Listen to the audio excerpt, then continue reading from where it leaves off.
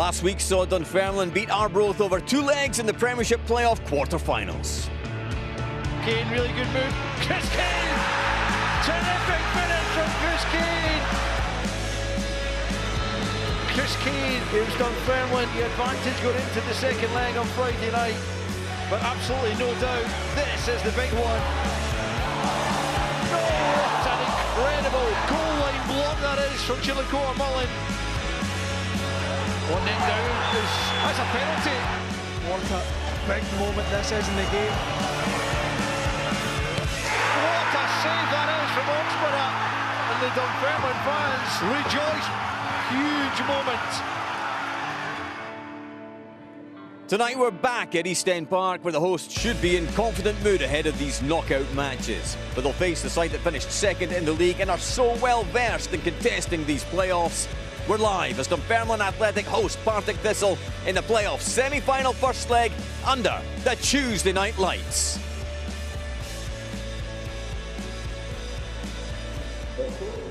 Good evening and welcome to Sports Scene. Scottish football truly is world class when it comes to drama and excitement, and we're hopeful of both this evening in this Premiership playoff semi-final first leg between Dunfermline Athletic and Partick Thistle. I'm delighted to say we are joined this evening by Mr. Dunfermline himself, Jim Leishman, and Mr. Scott Brown himself. Scott Brown, good to have you both with us here at East End Park. And Jim, how good is it right now being a Dunfermline Athletic fan?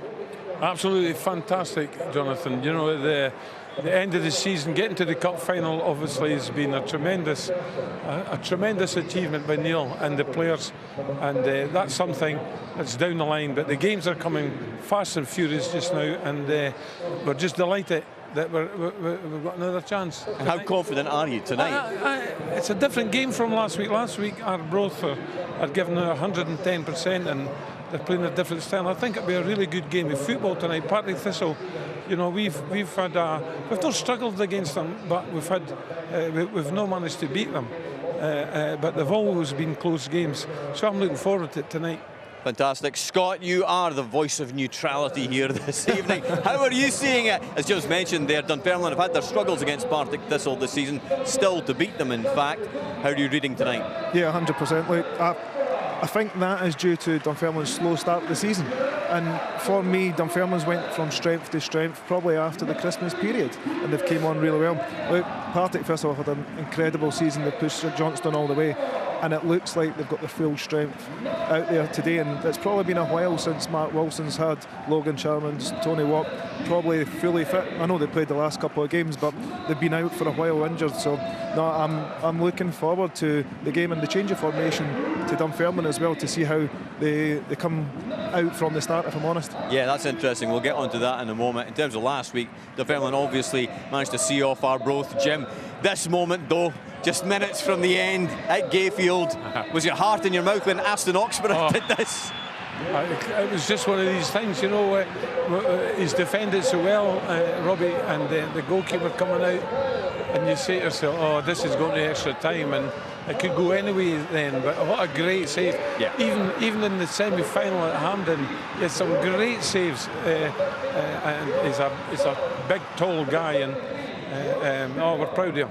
Yeah, I mean, it must have given just such a sense of joy for those Dunfermline players at the final whistle that it'll really give them a spring in their step, you'd imagine, tonight.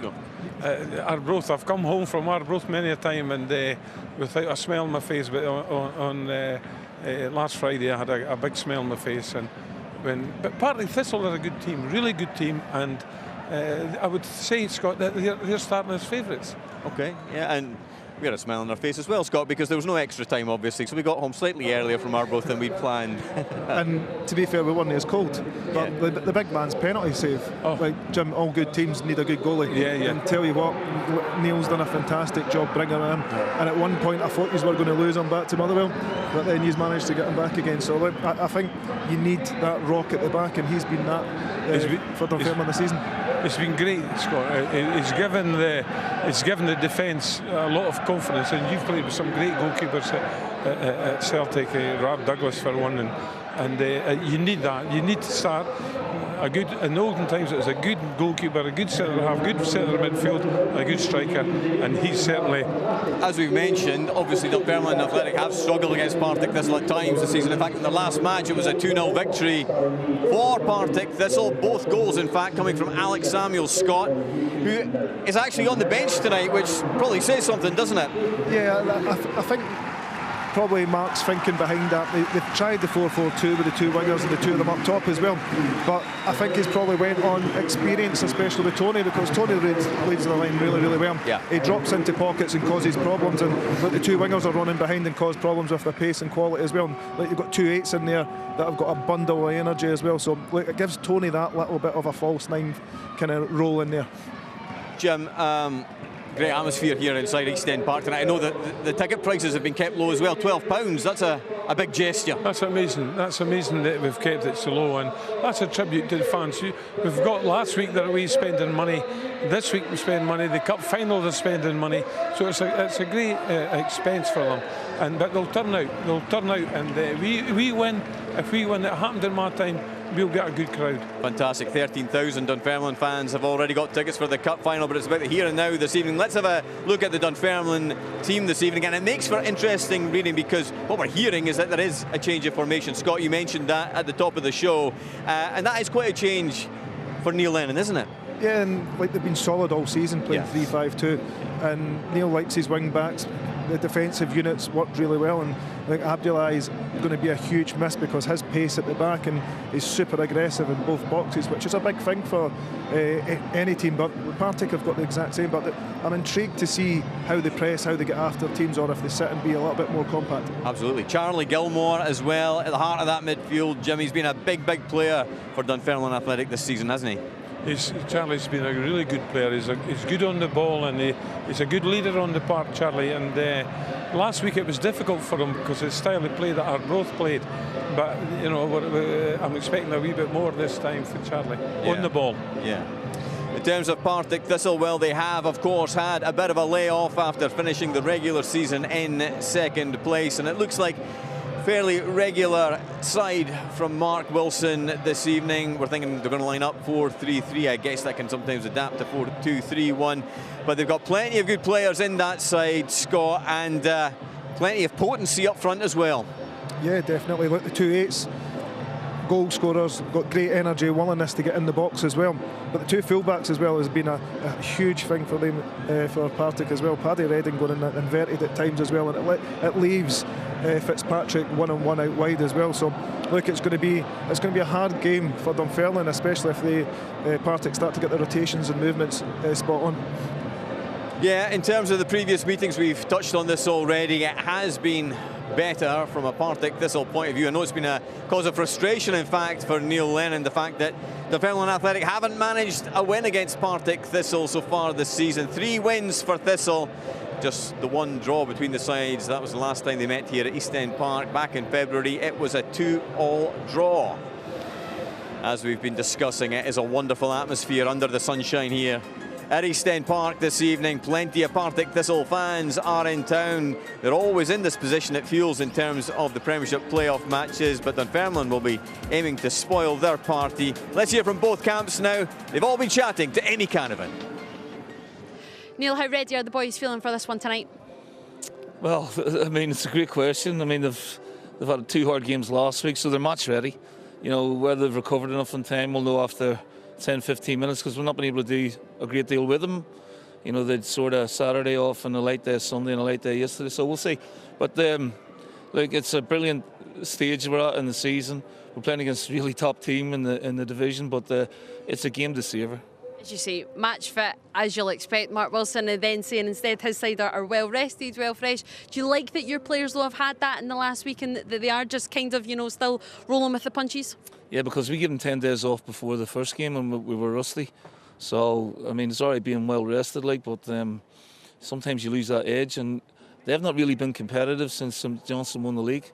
So we got to try and capitalise on that. If there is any rustiness there, we got to, you know, try and, you know, take advantage of that. Because they're a good side. They started the games well, particularly here at East End Park, so we have to match that good start if we can. How's everyone feeling after a bit of a hard-fought draw on Friday night? Ultimately, though, progression? That was in goal, you know, progression. The no matter what way you play a game, managed to get the right result. Obviously, Big Ox done really well at the end for us. So yeah, we're really pleased. We've recovered really well and we're ready to go. Mark, how are the squad feeling for tonight's game?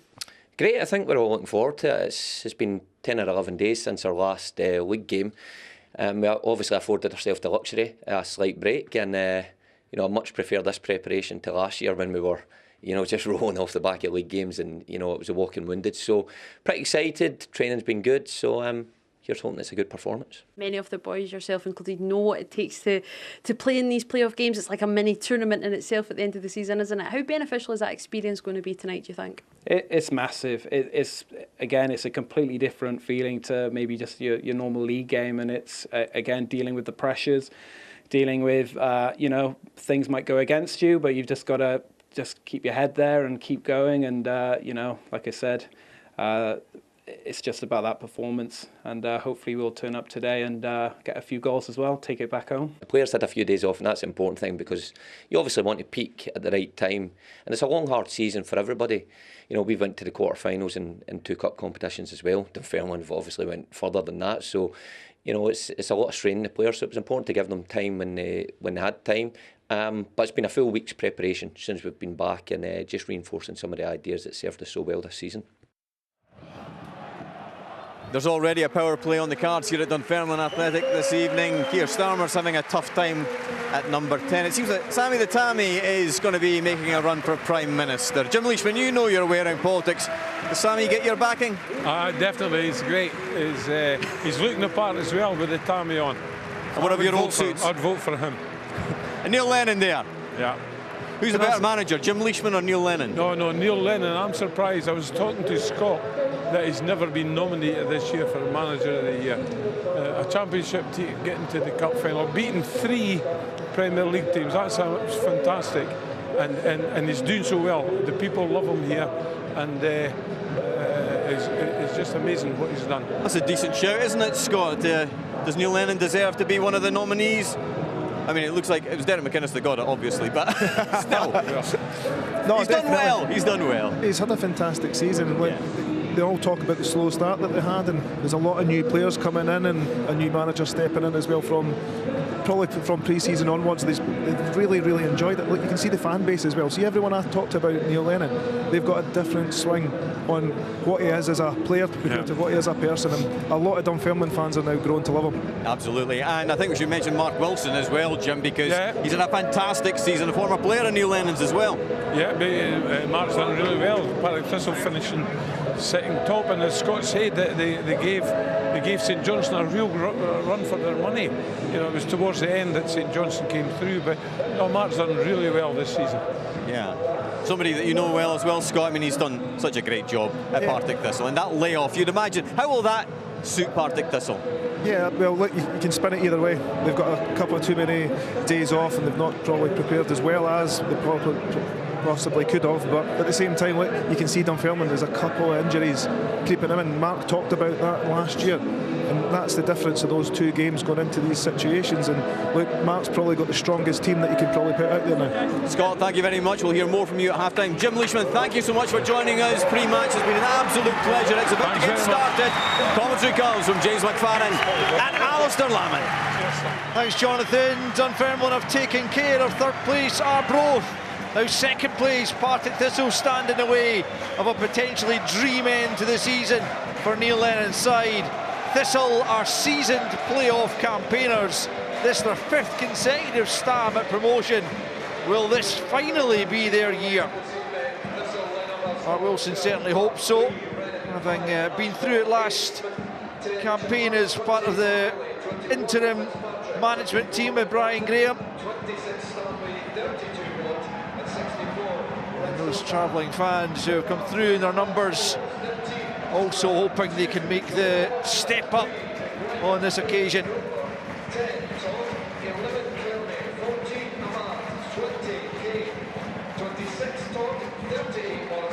I'm sure that won't be the last word that Neil Lennon has in Gavin Duncan, the 4th official's ear this evening. It's a slightly different approach from Dunfermline tonight, as the guys have been chatting about, partly because they're without the influential Nuruddin Abdullahi. With John Todd dropping to the bench, there are starts for Shea Kearney and Alphonse Ahmad as they seek a positive first leg outcome. Partick Thistle, as Scott suggests, are close to full strength for this one, making 5 changes from their final league game against Queen's Park, including 3 of the back 4 in McPherson, O'Reilly and Ashcroft, and Litsosa into the midfield along with their star man Ben Stanway.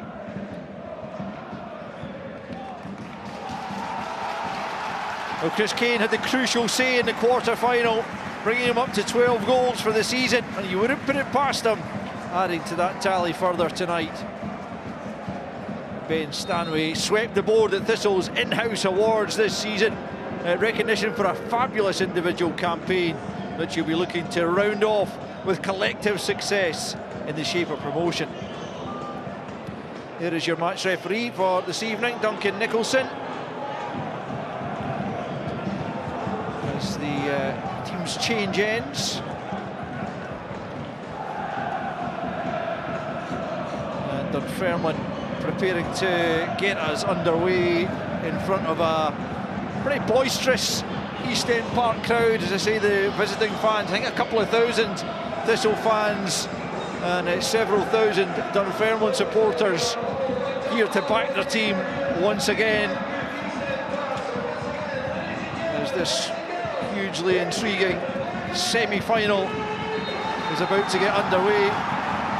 And it's Ahmad giving it straight to Litsosa, which is an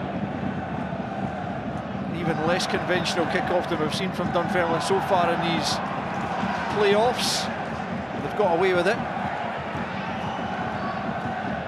Thistle have had the edge this season over Dunfermline, but this is where it really matters tonight and Friday to dictate who will progress to the playoff final.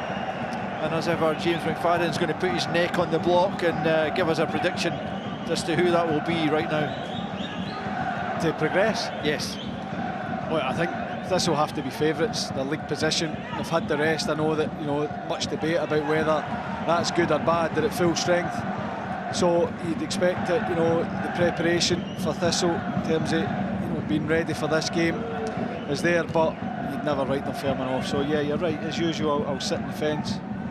It's the beauty of the playoffs, Al.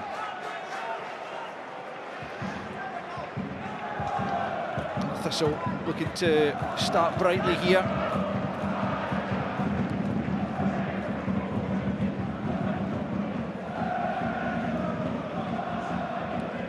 Dan O'Reilly back from suspension. As Clark clips it forward. Tony Watt can't get on the end of it though.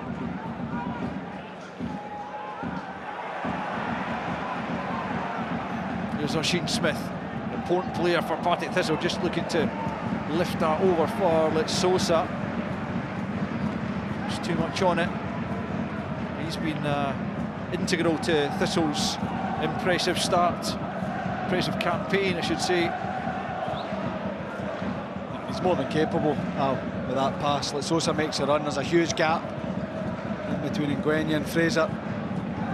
Litsosa spots it, but he just overhits the pass. But Oisin Smith is more than capable of finding Litsosa with that pass. So, you know, for the Fairman, looks like it's going to be Andrew Todd alongside Chris Kane. He's going to have to get back and do the defensive shift to stop Oisin Smith from dictating the game. Yeah, we were chatting about that pre-match, and the suggestion was that Todd and Kane do link up better, so it's Callum Morrison out wide on the right for Dunfermline at the outset. Shea Kearney plays that forward. O'Reilly had plenty of time to watch that one. Fitzpatrick claiming he was shoved there by Kearney, but it will be a Dunfermline throw-in.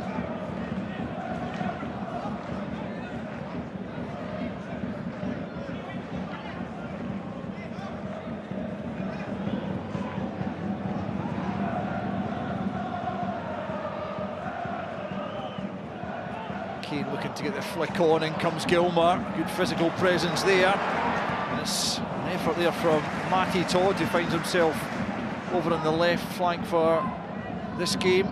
He's proved his versatility for Dunfermline over the years. Chillicothe with a good touch, but not so much the second one. Tony Watt will try and latch on to that, claims for offside. Nothing given, no. Watt. McPherson. I think I got the shot away earlier, but in the end, Dunfermline survived because Chillicothe Mullen put them in a bit of bother there. Yeah, he did. It was a great first touch, and then, as you say, second touch not as good. I actually thought Tony Watt could have played in. Logan Chalmers had made the run off that right-hand side, but I don't think he saw him. Free kick to Dunfermline for the foul on Ahmad.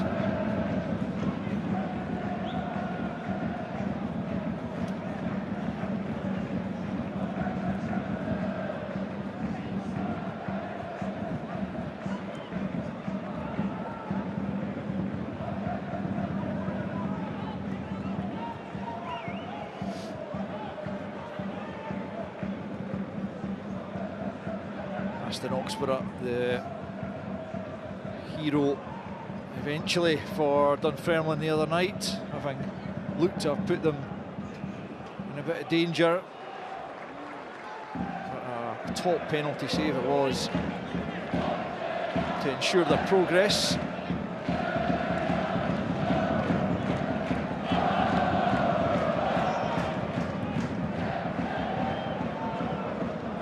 Ashcroft. Fraser gets his head to it, but Chalmers can pick up here.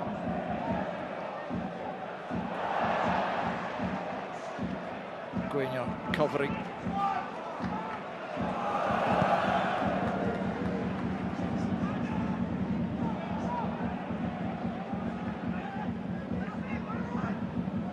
Smith has his pocket picked there by Todd. And now it's Morrison.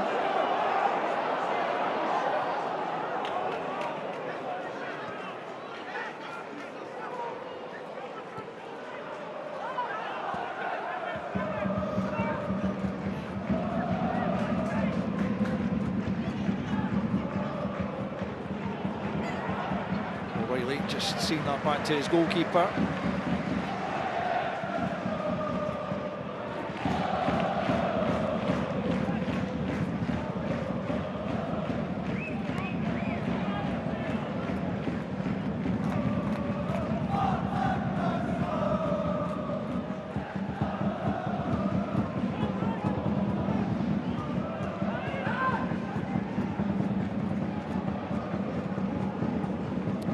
To O'Reilly. Paddy Redding's made a move forward as Scott was describing the inverted full-back role there. He is getting his head to that one. Watt knocks it back to Smith. Redding. Stanley lets it run to Watt and then gets it back. Litsosa. Oh, that was a big opening. Now, no pass back, says the referee. But Litsosa with a better first touch was right in on goal. Oh, it's great football from Thistle off the left-hand side, little over from Stanway. I actually thought Lasosa maybe try and play it into the path of Tony Watt. It's a poor touch from him. Big opportunity. Logan Chalmers gives chase. Oxborough, no doubt, with Friday night in mind, is a little bit hesitant coming for that, but does get the ball clear.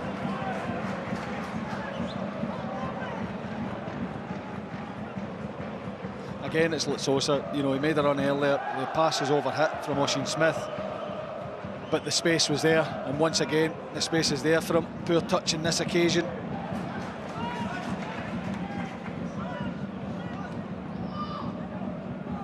It's a good touch from Kane. Good hold-up play. Chillicothe Mullen now. That looks like a good ball out to Todd on that far side. He's lost out though. Nice little touch from Chalmers for McPherson, but his pass straight out of play.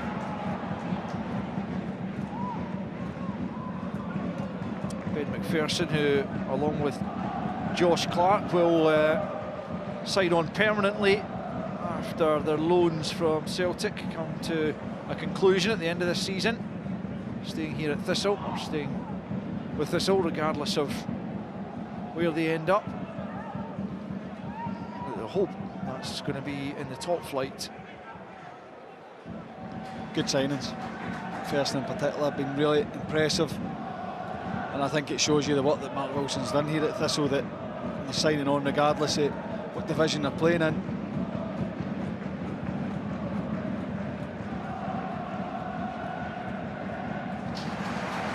Dunfermline have got themselves the opening corner of the game.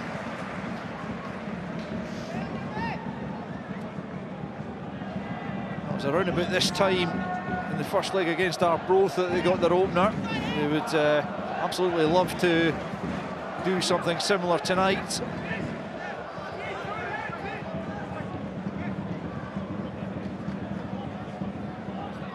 Matty Todd with the in-swinger to the near post. It's a good ball, and it was Stanley at that near post who got his head to it. And it's going to go behind in this near side for another corner. It's a good flat delivery with pace on it from Matty Todd. Great beat from Ben Stanley. Crucial as well.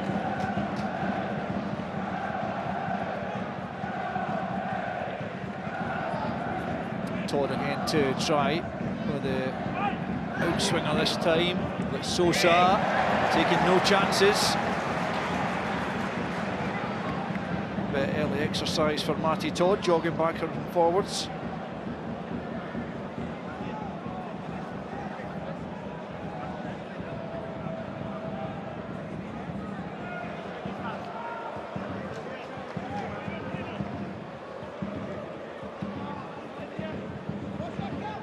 So it's the third time lucky for Matty Todd here from the corner kick.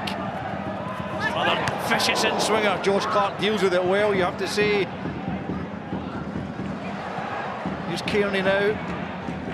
Just takes a nick off Tony Watt. Chillicothe-Mullen looking to make something of it. Morrison now, back to Kearney. Gilmore. And then Kane gets the shot off. And Clark shovels it behind for another corner kick. Yeah, he had to bounce right in front of him. That goalmouth is not in great condition. We'll see what Clark thinks of it. It's just a snapshot from Chris Kane. It's a horrible bobble just in front of him there.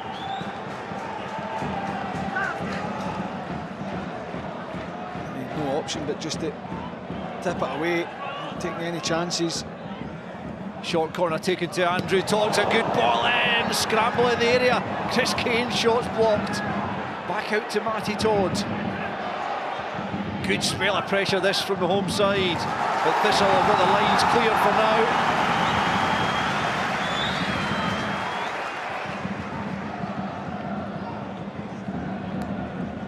And we're looking to capitalise on this period.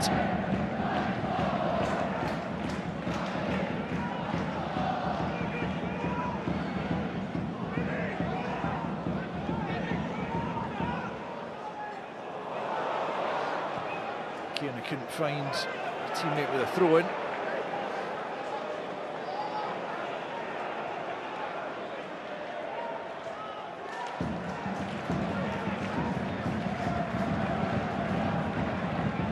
Ahmad under pressure there, gets the pass off to Fraser. It's a poor ball from Robbie Fraser, picked up by Smith. With Sosa now. Just going to catch that, away by Chillicothe-Mullen. Good defending. Fraser's given it straight back to Thistle again. Only momentarily hooked on by Kane. Morrison here. Kane's taken out off the ball. Morrison continues. Looking to hit the byline, stands up to the back post where maybe Chris Kane would have been had he not been impeded earlier. Still Dunfermline. Come again, but Fraser's ball through is a loose one. Yeah, he's just having a word with Duncan Nicholson there to let him know that he was taken out off the ball, but it was a lovely hook round the corner over the top from Chris Kane, knowing that Morrison would be willing to go and get on the end of it.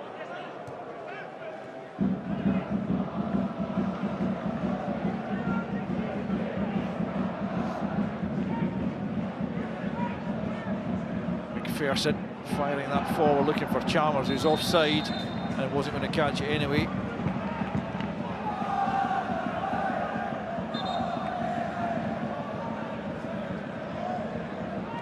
Well, here's what he's complaining about. Chris Kane, see him hooking the ball over the top there. It's a little pull in the shot from Ashcroft.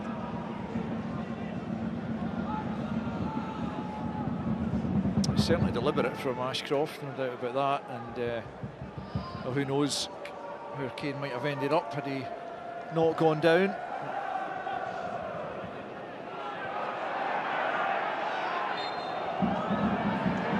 Free kick goes Thistle's way this time. And a bright start to the game. Dunfermline will be pretty pleased by the amount of time they spent in Partick Thistle's half.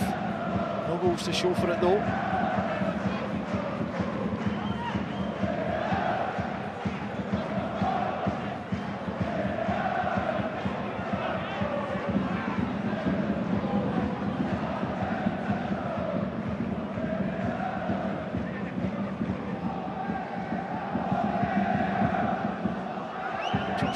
Fires that up in the direction of Tony Watt.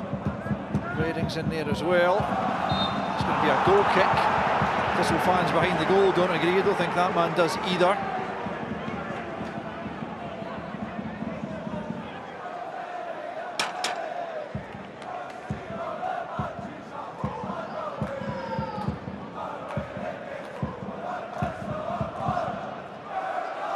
I think Kearney kicks it out, I'm not sure, but I thought so as well.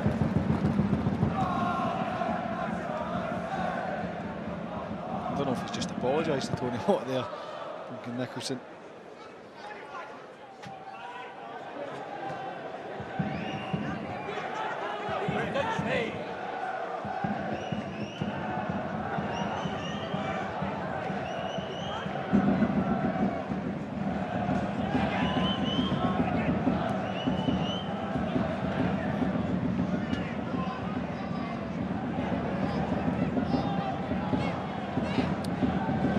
Clark here, one of 26 goalkeepers Scott Brown brought in and got rid of at Ayr United. In a 5-week period.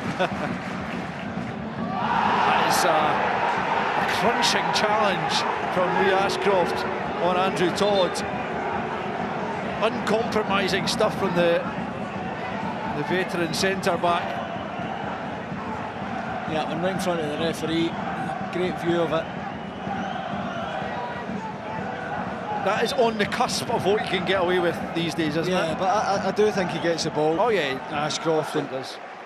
I think Andrew Todd's just waiting for the ball to come in. He's lifted his leg up. Ashcroft gets there just ahead of him, and the momentum takes him through him.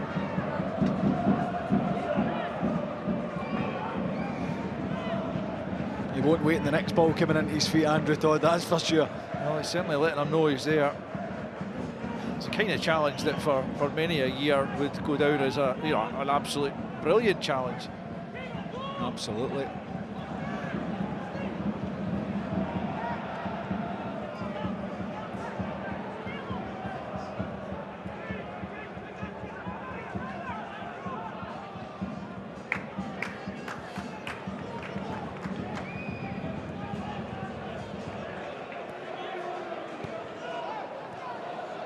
Smith just had to hurry there as Kane closed him down.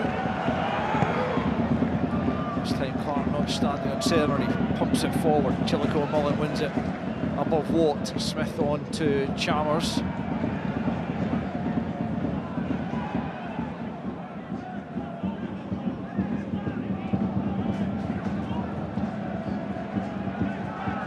Riley in well that time.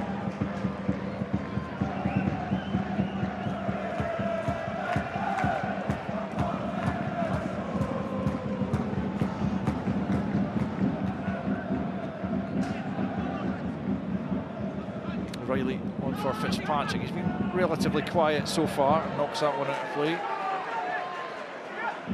He's had a good season though, Aidan Fitzpatrick. Maybe wasn't quite at his best last time, last campaign, but much more like the Aidan Fitzpatrick we've come to know over the years.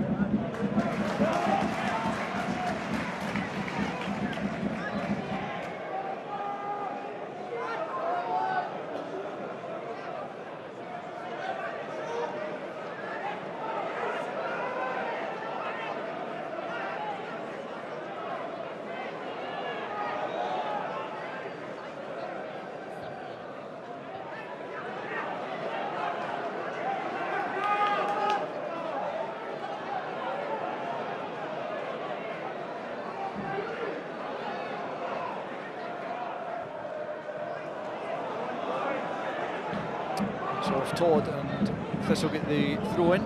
Shaky, and he's not playing at right back for his throw-ins, I can tell you that, because he's struggling with when to release the ball and try and throw them in, and it is horrible if you're not used to taking them. I know that it looks simple and it can be really difficult, and he's struggling at the minute, but he seems to be getting plenty of practice anyway. There he is making the interception. He's done well there. Closed down by Stanway.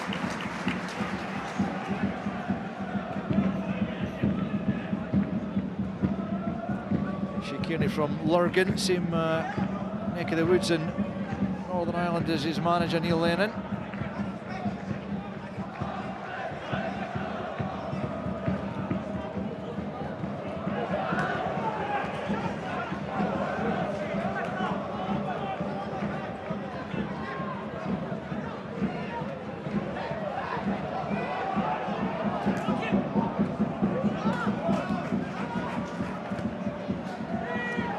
Mullen just put Gwenya in a bit of bother there and turns away nicely from Chalmers.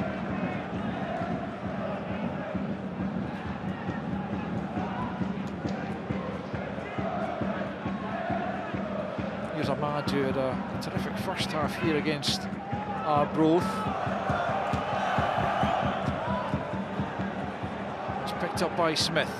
Now Stanway looking to try and influence this game. Clips a lovely ball forward for McPherson. And Fraser covering well at the near post. Deals with that danger.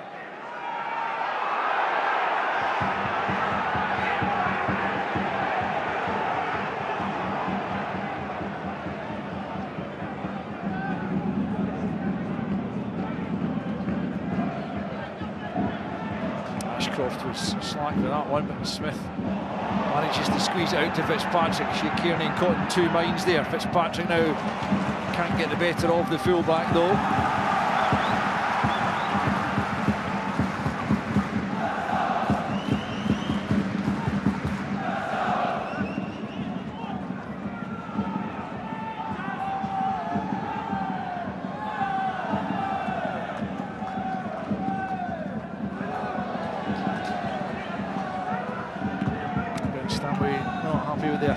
Of Alphonse Ahmad there, but the referee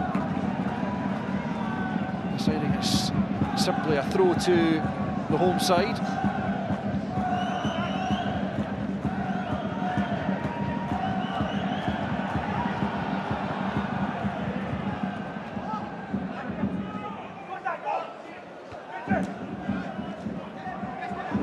Keane gets the better of Smith and gets the free kick.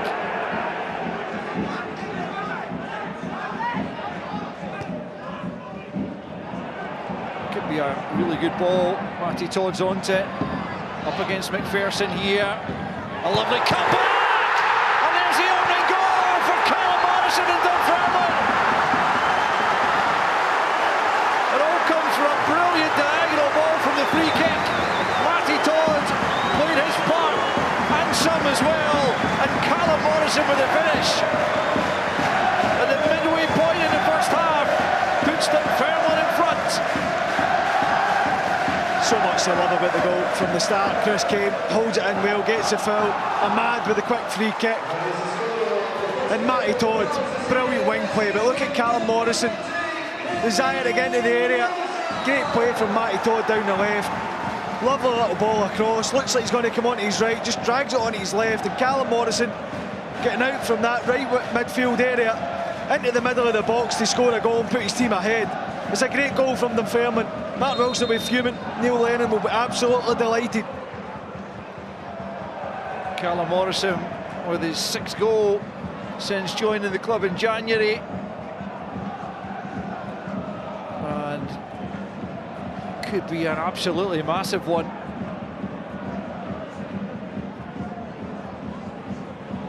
Thistle look to respond immediately. And it's Stanway getting in.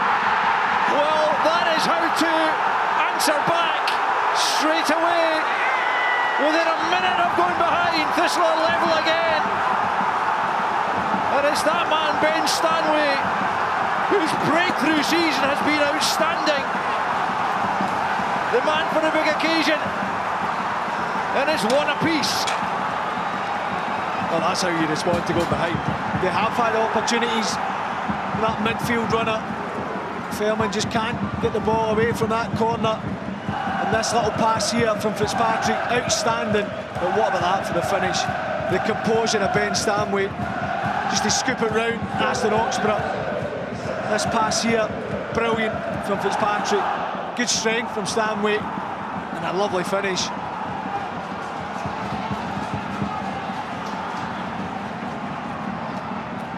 Well, that goal puts Ben Stanway level at the top of the Thistle scoring charts on 12 for the season, along with Alex Samuel.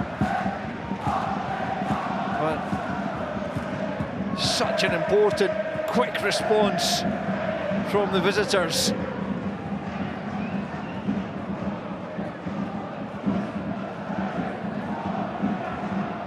You look at the threat that Thistle have had. It's been that midfield runner, particularly in that area. Like Sosa on a couple of occasions, but Stanway in this one, he makes no mistake. Again, I spoke about Neil Lennon. Mark Wilson being furiously defending for the Fairman's goal. Likewise, Neil Lennon. It's too easy from a Thistle point of view. Charlie Cromwell sweeps that forward. Kane, Ashcroft wants his keeper to come. He's stayed where he was. Like Sosa was going to be away there. I'm not quite sure why Duncan Nicholson blows up there. He didn't have to stop the game at all. Sosa's facing forward. He's got option left, right, through the middle. By Stanway looking to return the favour there for Fitzpatrick, but it's going to just bounce behind for a goal kick.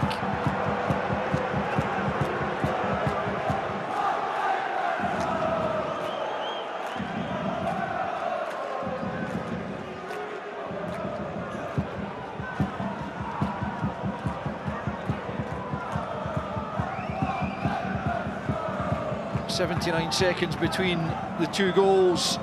Brought Mark Wilson's Partick Thistle level.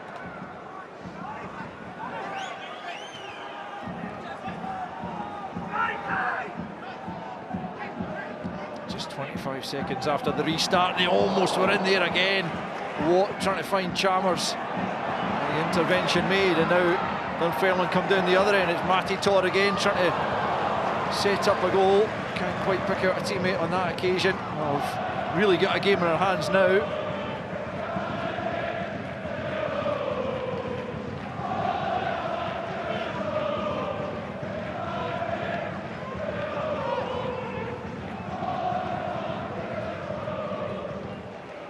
Ashcroft put too much on that one.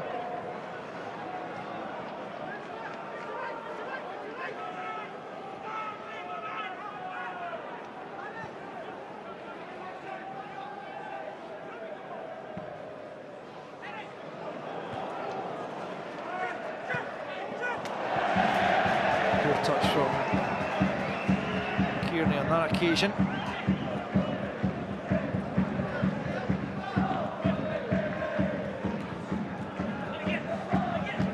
Fitzpatrick into Smith. Bit of room to operate in here.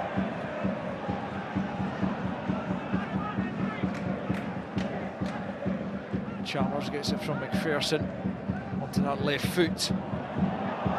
Watt trying to just cushion it into the path of Stanway there, didn't quite come off.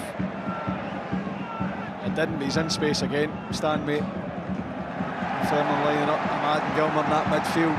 Stanway with Sosa just running off them for fun.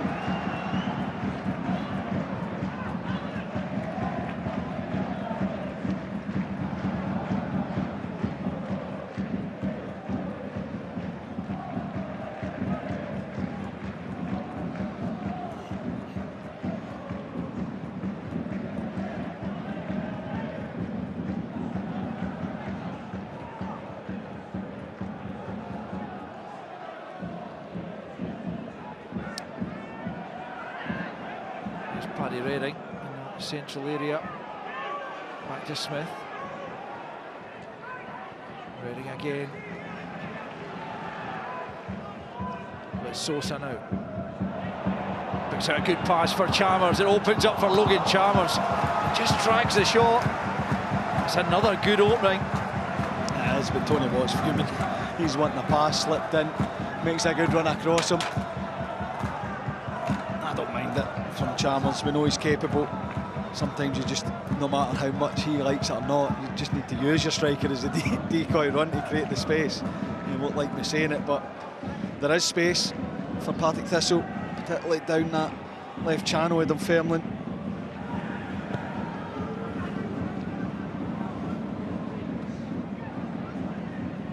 Steps Smith. That's a shove in the back there from Fraser, spotted by the referee.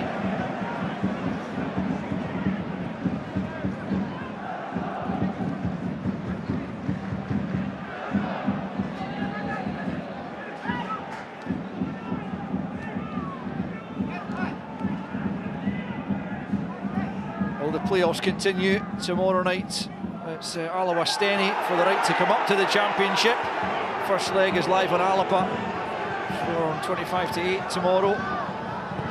And voting for Scotland's most iconic goal continues. Go to the website to register your vote. Are you still in play? No idea. In the semi-final, I'm told. Morrison now, can he find Andrew Todd? Oh, it's an inopportune slip because Andy Todd was in on the far side.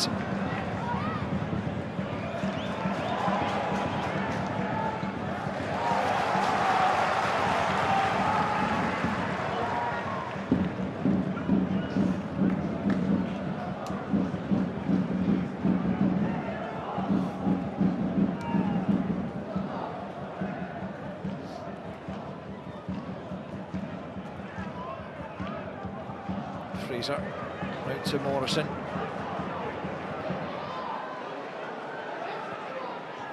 Ahmad for Kearney.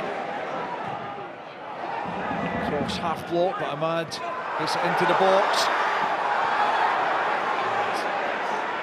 Ashcroft had to look lively there. Dunfermline though, pick up once more. Todd. Smith gets something on it, and Morrison slices wide on the volley. His eyes lit up there, Callum Morrison. Thistle have launched that long immediately. Chillicothe Mullen though, alert to the danger. And Gwenya clips it forward for Andrew Todd. Manages to get it out to Fraser. Back into Todd, who's going to go for goal. Always rising, but not too far away. That's good play again. Does really well initially, holding off Ashcroft to flick it into Fraser's path.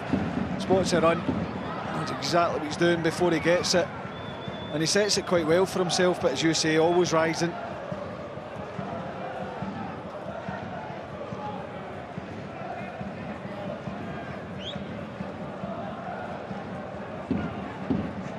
Another player who's had a really impressive season, 16 goals to his name.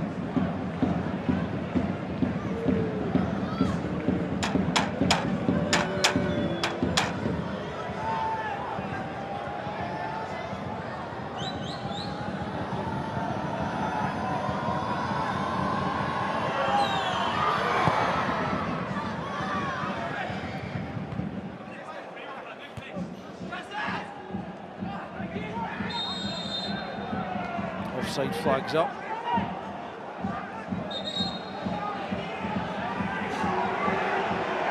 Tony Watt helpfully handing the ball to Chillicothe Mullen.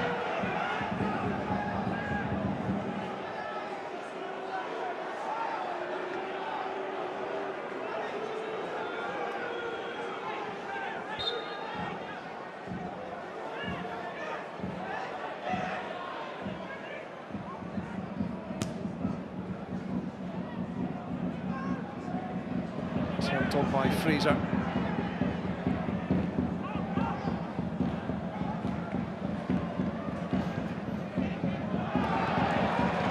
Matty Todd picks up in a decent area again. That one's too close to the goalkeeper, right into his arms at the near post.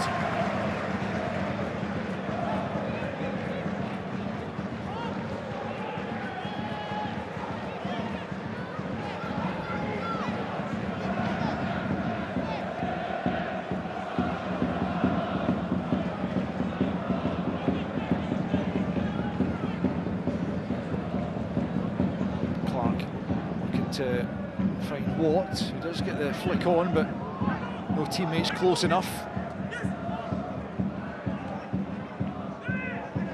Kearney, you have to be careful. He's been robbed by Fitzpatrick. Works it back here to Smith. And now Stanway, whose little flick just takes the ball into the path of Kearney. Ashcroft defends that situation well.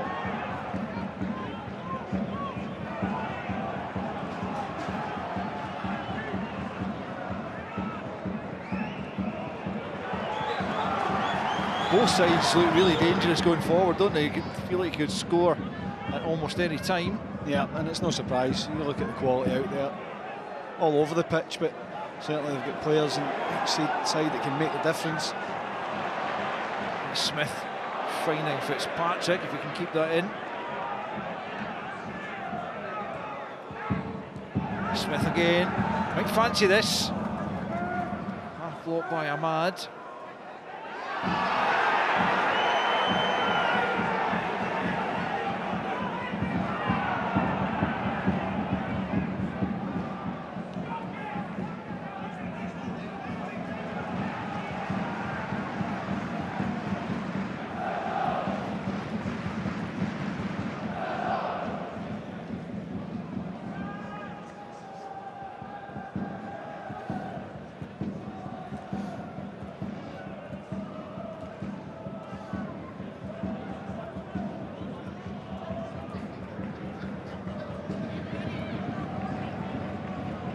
Thistle coming into this one with a 7-game unbeaten run on the road in the league.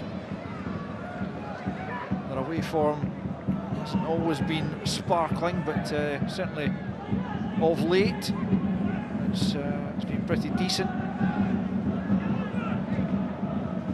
Albeit just 5 away wins all told in the league over the course of the season.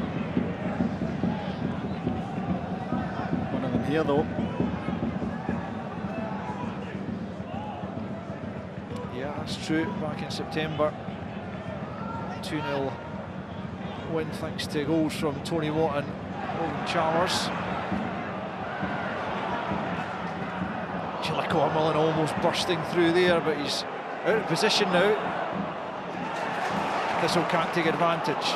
Maybe they will now. Let Sosa helps it on here to Redding. Not a good ball forward from him though. It's not, I think it's the wrong option as well. Waiting Fitzpatrick, simpler pass.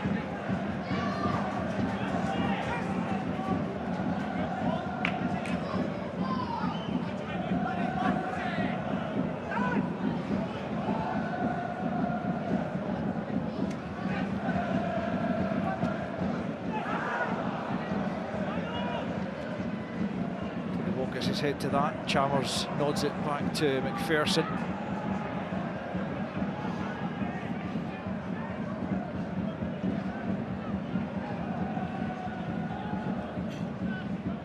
Ashcroft forward.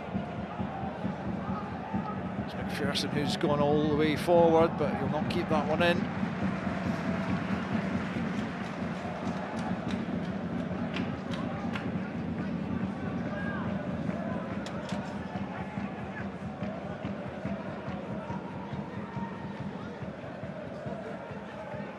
It's the first time Dunfermline have got to this stage of the playoffs, gone out in the quarter-finals a couple of times.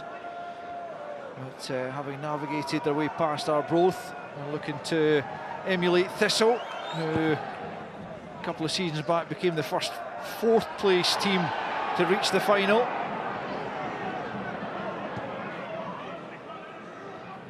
Still no 3rd or 4th place team has gone up to the top flight.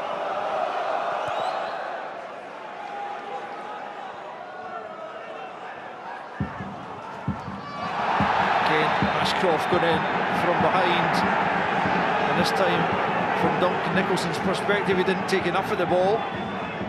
Ashcroft, I think, accepting of that.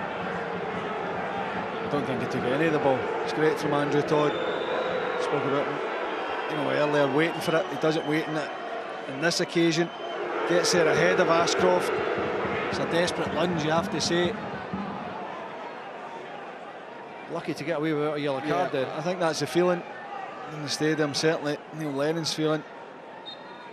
And he's got a point.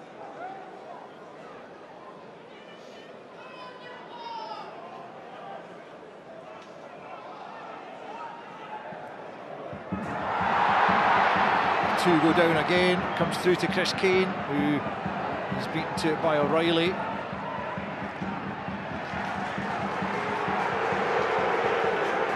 The home fans not happy that they didn't get another free kick there. What they will get here is corner, not a throw-in actually. In fact, the referee certainly signalling for the throw-in.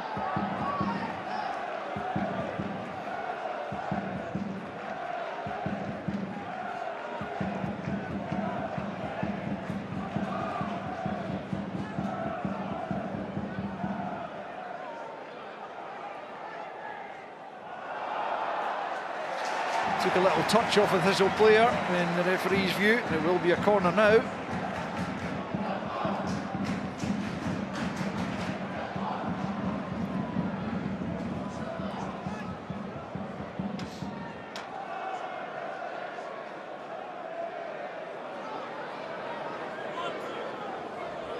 Matty Todd.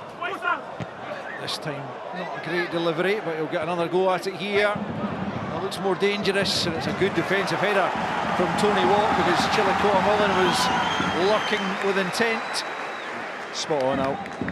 He had to get his head on that, Tony Watt. Chillicothe Mullen's facing it, he's going to go and attack it. He's at full stretch, Tony Watt.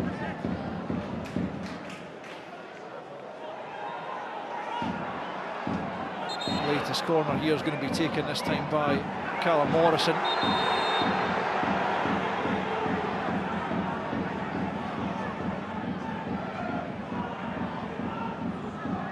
Todd's lurking out here, waiting for it perhaps here from Andrew Todd, and he gets it.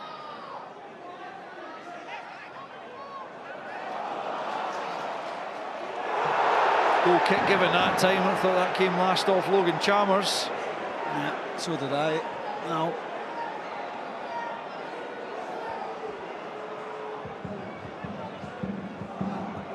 I mean, they go and play it short because they've got the overload. Yeah, it comes off his left foot as Andrew Todd flicks it through them.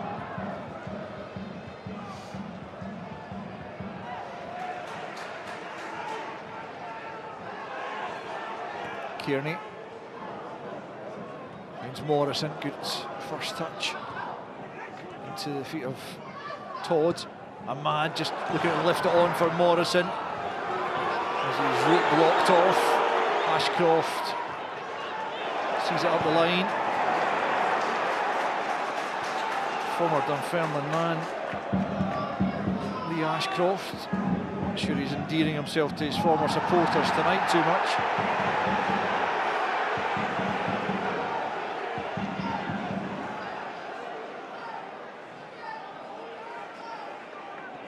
Gilmore into Ahmad. Nice touch away from his marker, out to Morrison. Dunfermline looking to finish the half on top. Back with Kearney. Comes to Todd. And he'd be looking to make a better connection there. It's a chance. Great play from Dunfermline, wanting it left to right, getting the cross in, bit of patience.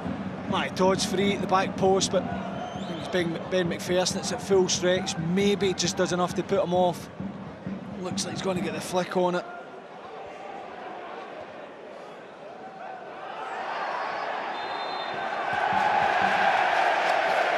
Dunfermline get the free kick again. Ahmad looking to take it quickly as he did with the opening goal. Finds Todd as he did with the opening goal. Todd goes down, the referee has a look and points for a goal kick. Well, the home fans are incensed. Matty Todd's bemused. Ben McPherson maybe a little bit relieved. I have to say, live it looked like it was either is he given a foul or a penalty kick, but I don't know if the arm comes across. Yeah, there's a knee in the back. Look, I think that's a foul. Whether it's in or out the box is another story.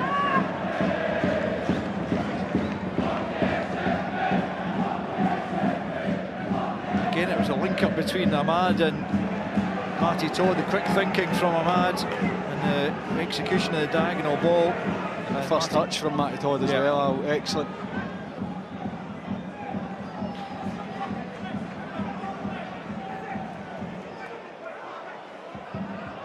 Here's Watt, he likes this position, he's trying to dink it in for Logan Chalmers. Well intercepted by Ngwenya. Still the danger not clear though. Now it is.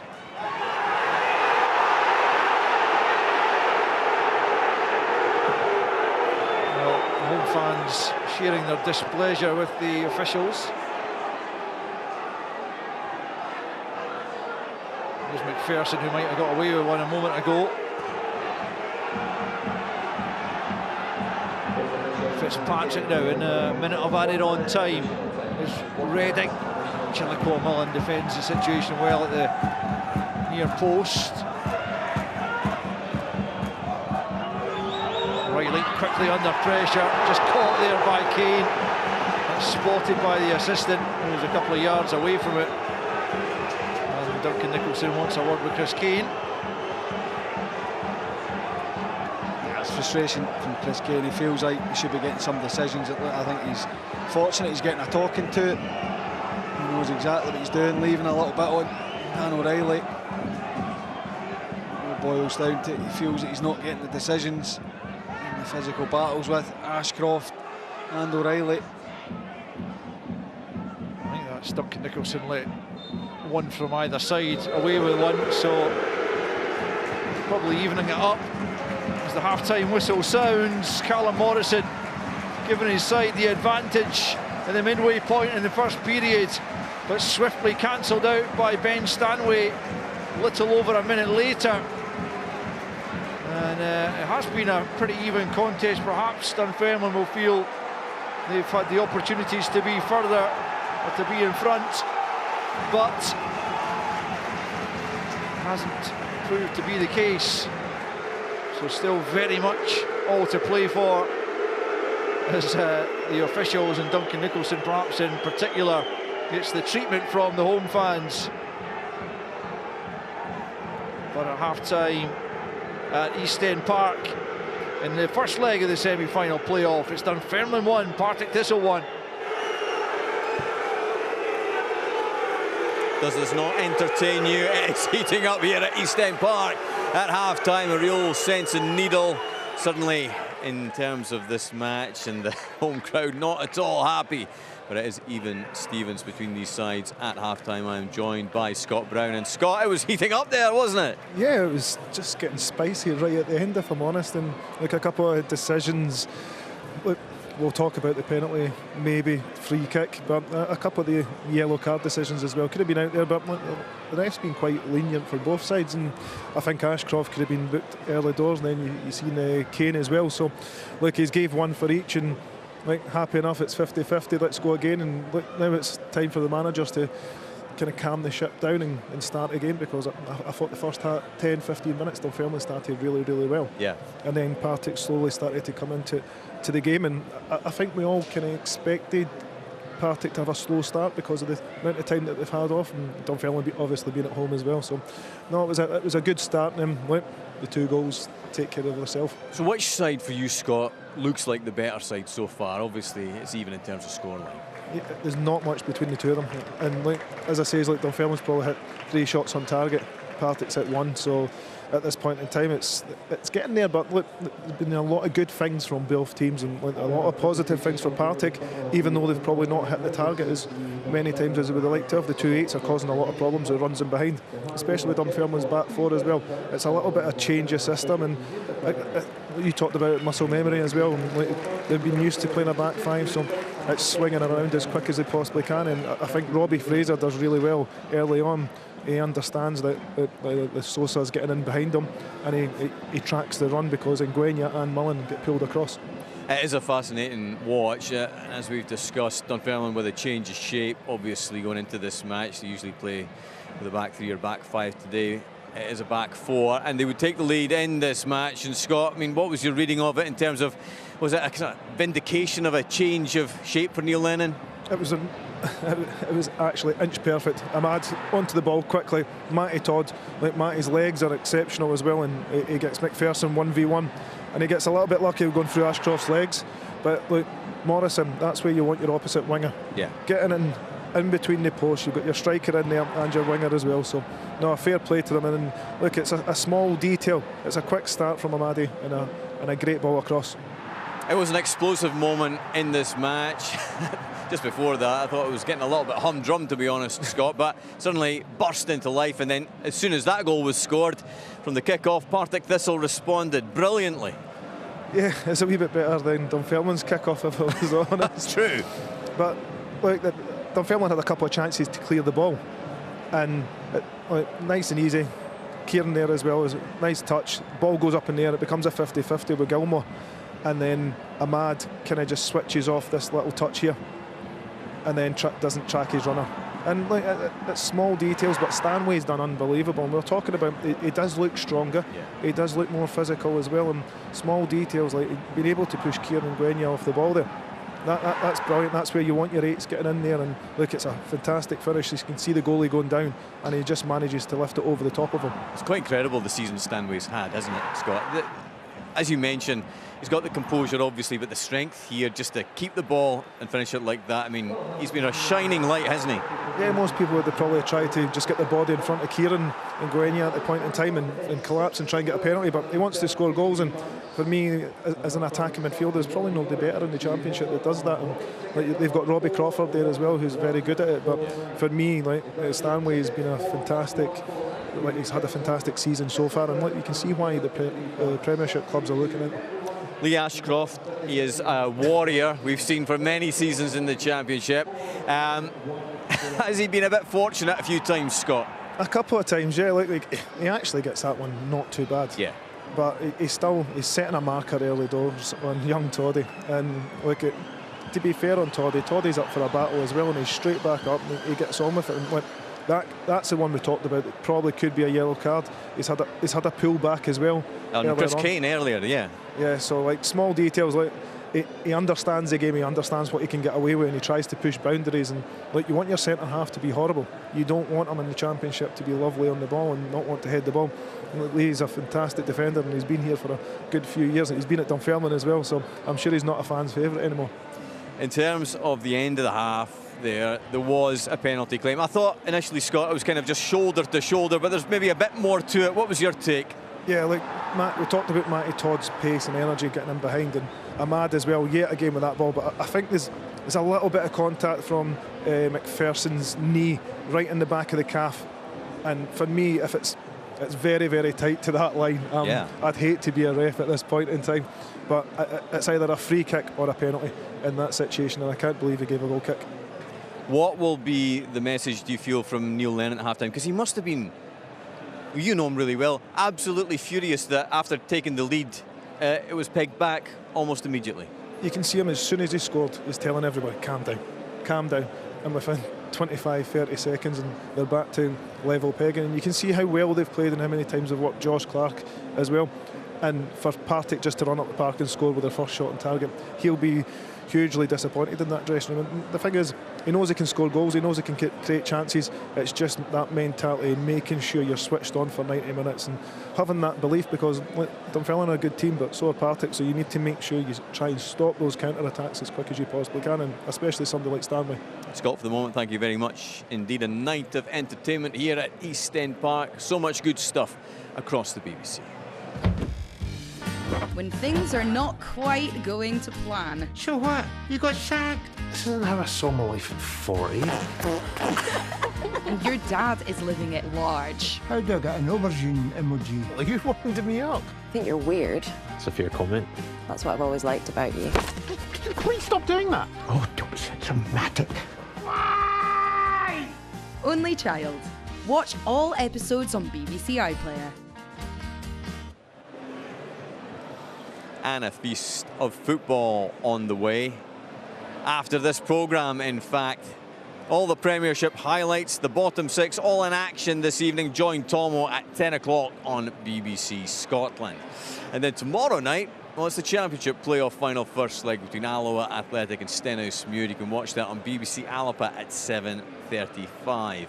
And then join me and Scott once again tomorrow night, 10:40 on BBC One for all the Premiership highlights. It's the top six. The title could be decided tomorrow night, possibly. As I say, join us at 10:40 on BBC One Scotland. And the Premiership playoff semi-final second leg between Partick, Thistle and Dunfermline Athletic. That's happening on Friday, of course, 7:30, as always, on BBC Scotland. We are still searching for Scotland's most iconic goal. We're at the quarter-final stage. Which of these strikes will make it into the semi-final? As you know by now, they go head-to-head each week. You have to decide which one is best.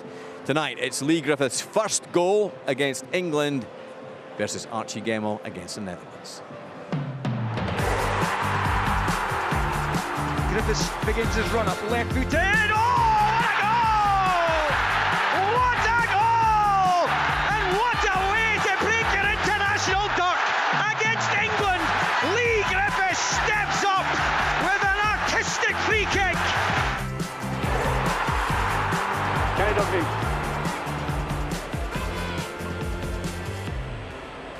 Archie Gemmill at the back. Good play by Gemmill. Great play by Gemmill. Can he do it? He's done it! Oh, great goal! It's a superb goal. One of the goals of the tournament, surely. He goes through, looks as if he'd lost possession, kept his head, a narrow angle, and look at it. Oh, that's one of the best sights I've seen on it in a long time.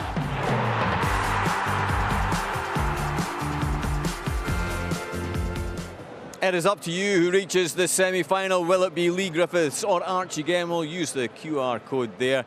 Takes you through to the BBC Sport website where you can cast your vote. Full terms and conditions are available online at BBC Sport. We've got so many iconic figures in Scottish football from over the years. The new series of icons has dropped on BBC iPlayer. Here's a taster.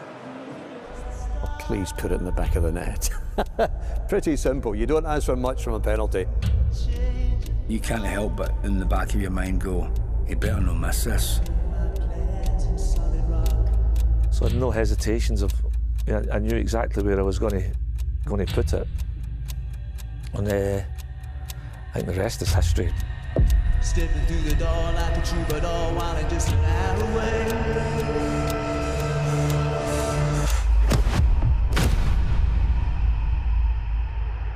Even he, probably 3 years earlier, would have said, am I going to end up lifting another Scottish Cup with another club?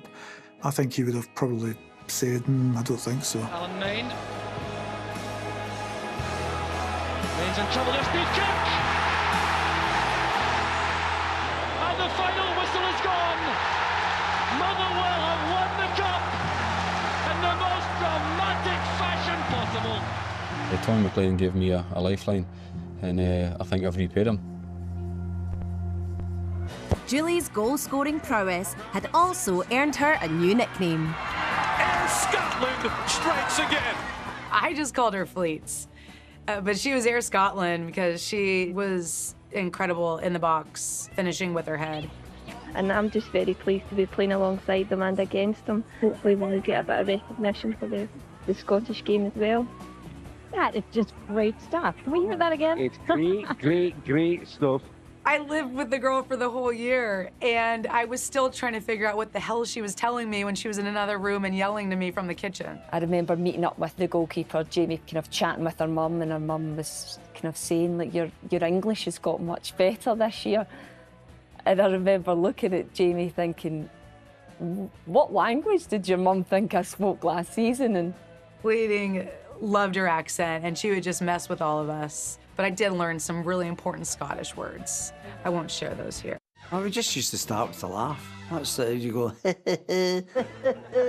Johnny Watson's characterisation is more chick than chick, obviously. Thanks, Chick. Well, coming up later on the sports scene. I'm not sure what Only an Excuse would have done without Chick, because Chick was a mainstay on Only an Excuse, it seemed, for decades. I used to get my car sponsored, And the company decided I would do an advert, and what I had to say was, this is me, Chick Young, standing where the guy said, cut.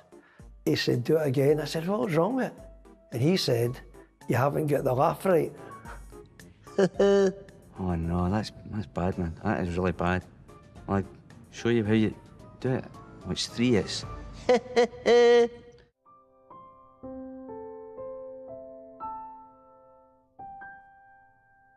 I'm almost crying now. I can't even speak. It was just me letting go. Me letting go what I had inside, what it meant to me, and yeah. Now when you're getting older as well, you almost start crying again. I was emotional for the fans because of what the fans had done for him and what he had done for the fans. It was sad to watch him because it was like the end of an era. Celtic became a little bit like our family. We were super happy outside football. I remember my wife crying a lot. I don't think she cried that much when I left Celtic. I don't think there was a dry eye in the house when he left, and you saw how moved he was. It was great. It was great because he deserved that, the adulation. Inside the dressing room, it was a feeling of, real sadness. That's where I made the player Henrik Larsson that everybody still talks about. I don't have words what it means to me. Icons of Football. All episodes now available on iPlayer. Some great moments there. I actually watched the Chick Young episode earlier today. Absolutely fantastic. Scott Brown with me. Scott, you were working with Chick the other night, weren't you? Did he do the laugh? Can you do the laugh? No, I can't. Come on, you can do the laugh. That's terrible. No. Can you do it? That is definitely getting used for social media. Thanks very much, Scott. I really appreciate it.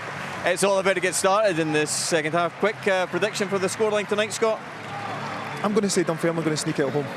Fair enough. We're about to find out. Time to hand back to our commentary team, James McFarren and Alistair Lamb. Thanks, Jonathan. Well, we anticipated a good game, and we've got a good first half. Callum Morrison getting Dunfermline off to a really good start, but swiftly cancelled out by Ben Stanway's equaliser to make it all square going into this second period.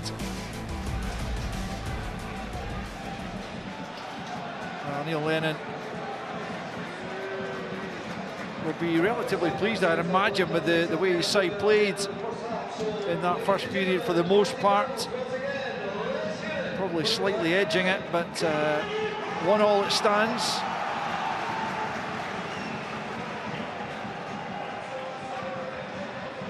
As Thistle prepare to get us back underway.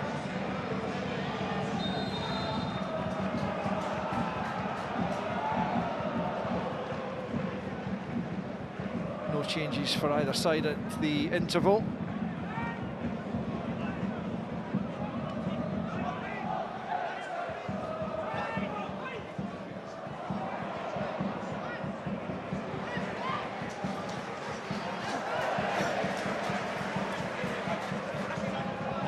News of Scott Brown's Chick Young impression has already reached the Dunfermline manager Neil Lennon. It's the power of social media for you. Yeah, it's not Brownie's best work, I have to say. Or Jonathan's.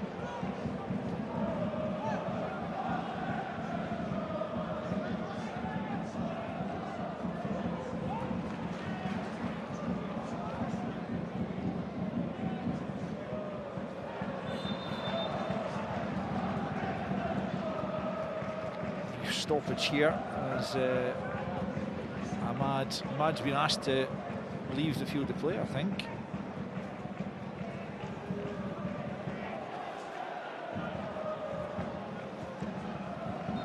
Yeah, I think there was a ball at the edge of the middle of the park as Dunfermline went up on the attack. I don't know if it's come off his face, the ball.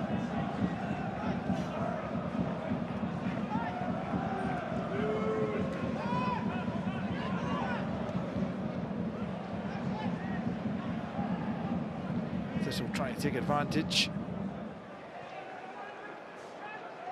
Stanley quickly closed down. Chillicothe-Millen's giving that straight to Litsosa.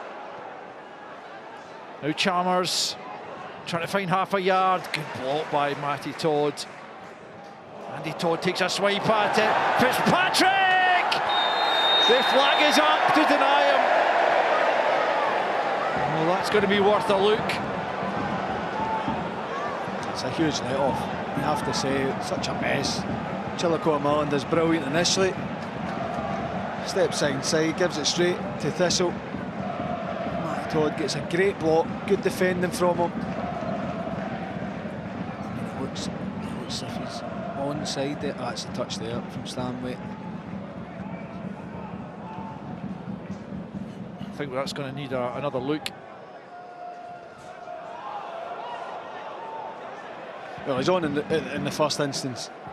It's then Stanley gets the flick into his path. That's why he's offside. Aidan Fitzpatrick, to the relief of that Dunfermline backline. Chillicothe-Millen initially, Aston Oxborough with the shot. He should be doing better with it.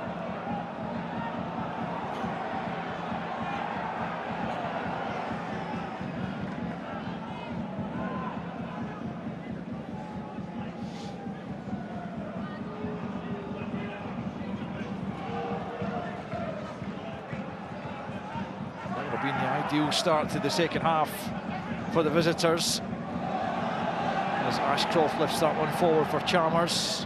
And Nguyen, who's on loan at Thistle, he's made a mess of that. Stanley denied a second. Good stop from Oxborough. That's a brilliant stop from Oxborough. Again, you know, Nguyen's favourite, looks like he's dealt with it, and he just can't get the ball cleared. Fortunate to fall to Stanley. It's not a great angle, but it's a really good strike. That's a top save from Aston Oxborough.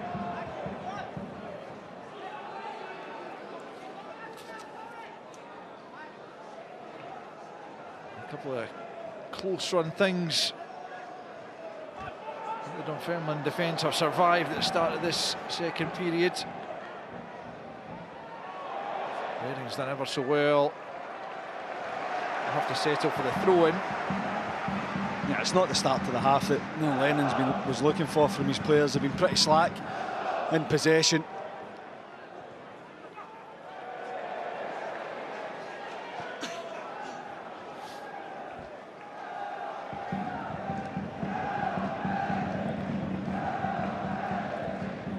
There's another look at the offside decision a moment ago. It's there, isn't it? Yeah, he's offside. Good call. On the touch, yeah, it is. Really good call. It's a touch from Stanway. You have to say, you know, I've been critical of Dunfermline starting a second half in terms of in possession, but they step up together in the line and leave Fitzpatrick in an offside position. This will look to have sharpened up at the start of this second half. Smith out to Chalmers.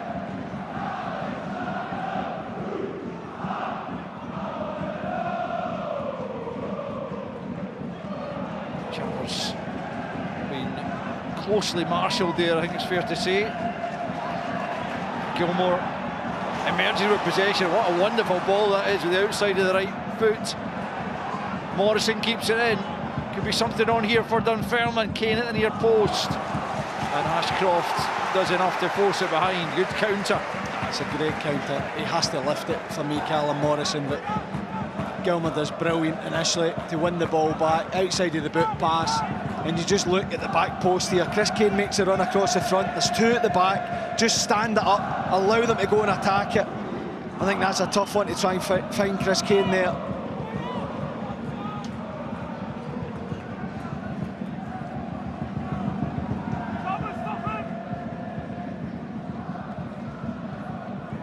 Matty Todd then with the Dunfermline corner. Lifts it towards the back post, but Ashcroft is there. Picked up by Todd. Watt's with him. He's done well there, Tony Watt. Not afraid of putting in a defensive shift when required. He does really well because he's 1v1 here. It's that little feint there that makes Andrew Todd take the touch. Tony what then becomes favourite and deals with it.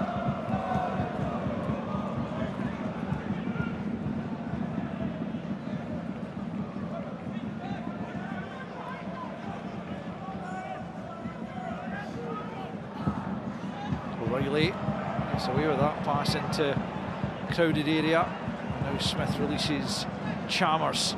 McPherson's on the underlap. He's used as a decoy. Chalmers away by Chillicothe-Mullen. Here's Redding onto the right foot. Don't think that was ever really going to be the best option. No, it's not. But the chance should never happen. The pass from O'Reilly should never find the feet of Tony Watt. It allows Thistle to get up the pitch. It doesn't come down for him. He's slicing across it. It's always rising. On the left foot, maybe.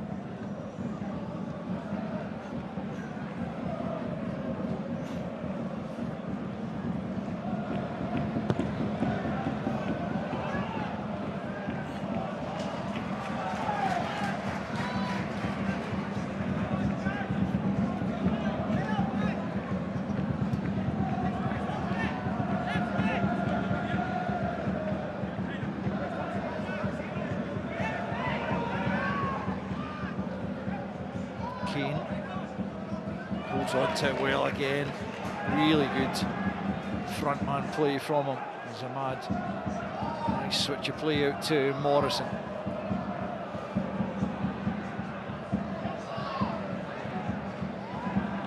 It's Kearney. Ahmad goes down. He's got the free kick. Just a little clip there from Stanway, I think. Went down a little bit belatedly, but did look like there was an infringement. Yeah, he gets there first. Ahmad. It's just a little trip. You're right, he does go down a little bit late. There is contact. Makes a meal of it, Ahmad, but he's got the decision. Robbie Fraser looks like he might fancy this with the left foot. Andrew Todd also in the vicinity. It's a good position, this, that's for sure. It's Fraser who takes it on. Clark pushes it away. Claims for a penalty again as Morrison goes down. And the referee points once more for a goal kick. And Morrison told in no uncertain terms to get to his feet by the Thistle players.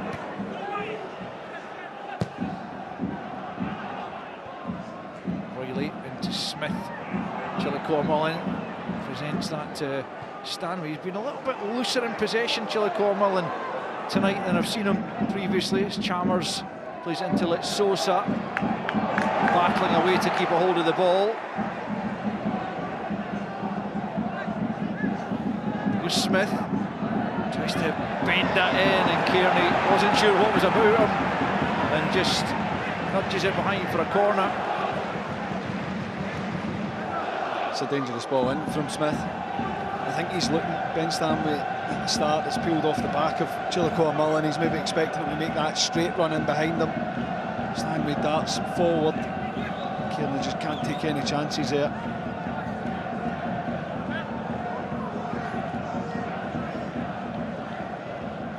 Thistle looking to get their noses in front here.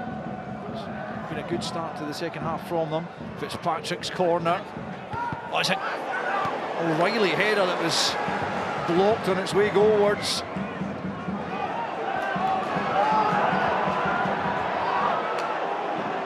Another scare at the back for the Pars as Andrew Todd makes his way forward.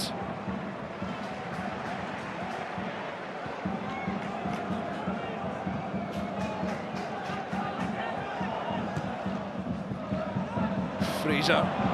Morrison should catch that. He has done. Can he produce an end product? No Dunfermline players at the back post. Watt goes down dramatically. Kearney's done brilliantly, but can't find the finish. Well, the cross from Morrison is excellent. It's Kearney, Tony Watt trying to buy the foul there. Great feet. This is a O'Reilly header. I can understand why you felt it was going down. It's a good header. Not surprised. Comes off his own man. And the cross before from Morrison is exactly the cross that he needed to produce from the right-hand side 5 minutes or so ago. Todd and Kane linking up here on the left-hand side for Dunfermline. And rolled back to Fraser, into Ahmad. Still remains a really tough tie to call. Both sides, when they come forward, look capable of scoring.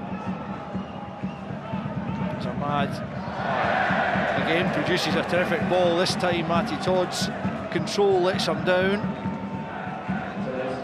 It's not like him. It's like him, Ahmad. It's a good cross-field pass. So good.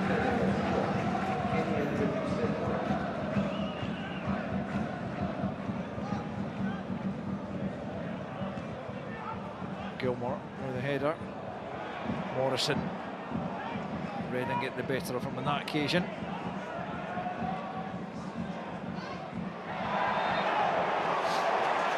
Stanway's not happy, but the referee's given Dunfermline the free kick.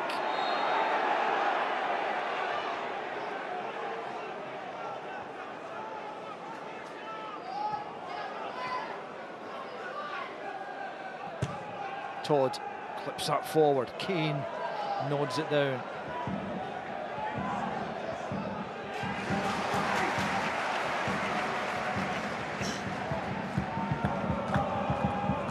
Just under 7,000 inside East End Park for this game, and it's been a pretty good spectacle.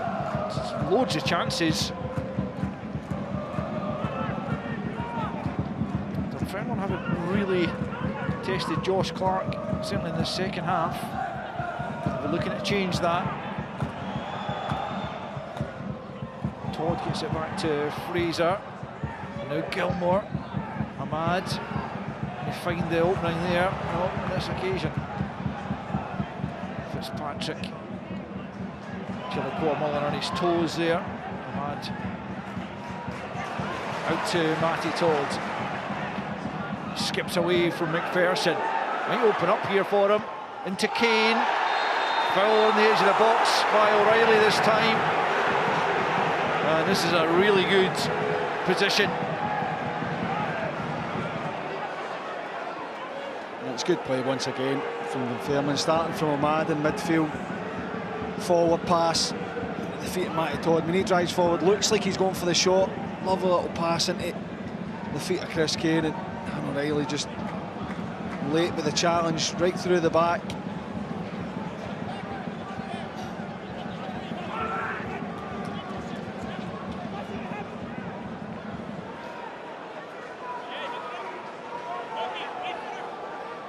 Callum Morrison having got one already.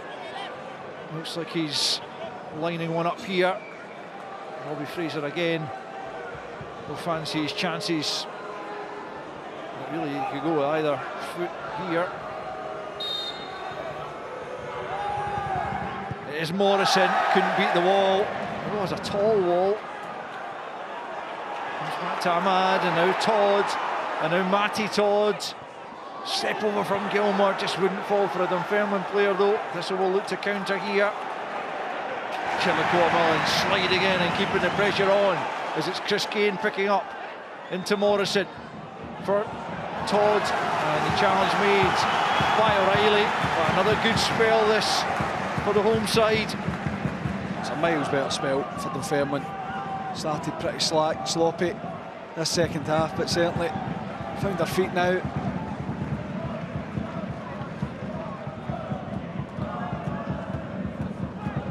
Kearney's throw in, way by Wood to Watt.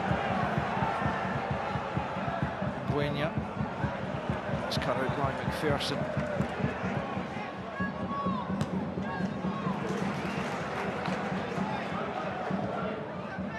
Oxborough goes long. Chris Kane could be in here. His touch took it into the path of Ashcroft though. Gilmer brings it down. Finds Todd.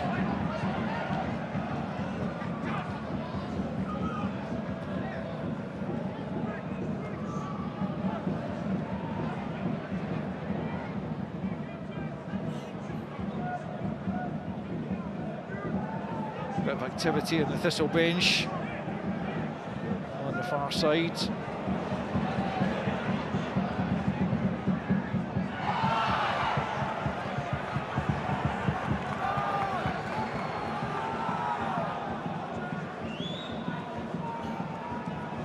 it's going to be at least a couple of changes for the visitors, maybe even 3 players getting their strips on, that's for sure.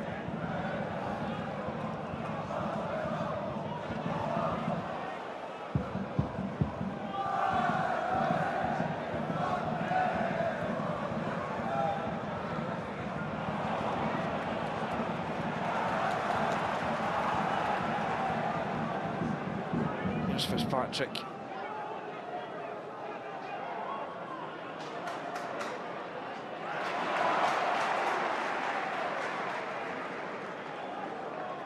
One thing you would say about that, the Thistle bench this season, James, you look at that compared to what was available to them in the playoffs last season, so much stronger now. Yeah, it is. I think last season they just ran out of steam. But this season, certainly, you could see that, you know, even as the team was announced, that, you know, that Mark Wilson's got great options if he has to look to his bench. Ashcroft comes across and cuts out the danger.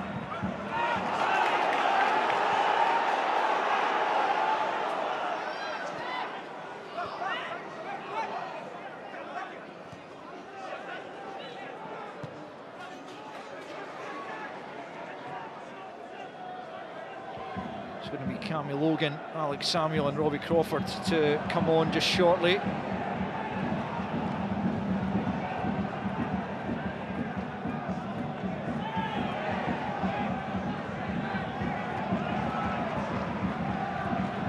I'm not surprised Mark Wilson's looked at his bench, because despite a decent start to the second half, Dunfermline have managed to take a bit of control here, so I can understand them wanting to freshen it up. There's a forearm there from Oisin Smith, the first yellow card of the game. Somewhat sarcastic jeers and cheers, I think, from the home fans.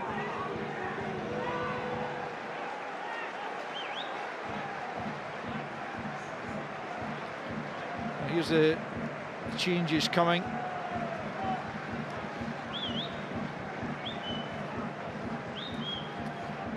So there's Logan, he's on for McPherson. And Tony Wotton, Sanello, Letsosa are the other 2 players coming off. Like for like swap up front, certainly for Thistle. Alex Samuel, 12 goals this season, coming on up front. And a strong end to the season. Alex Samuel, great option to be bringing off the bench, and probably disappointed he hasn't started the game.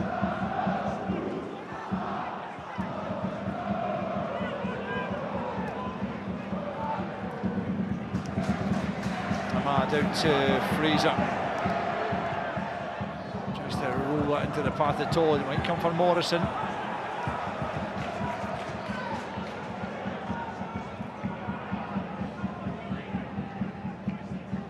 Kane lets it run. Todd tries to get it back into his path. Back with Gilmore now. Fraser, can Dunfermline make the most of this period of pressure? Not on this occasion. Well taken by Josh Clark. Almost getting that perfect link up. Kane and Todd, he just can't find them with it. And Gilmore, the temptation to shoot. No. Spots his teammate. It's a dangerous cross. They defend it well. Partick Thistle.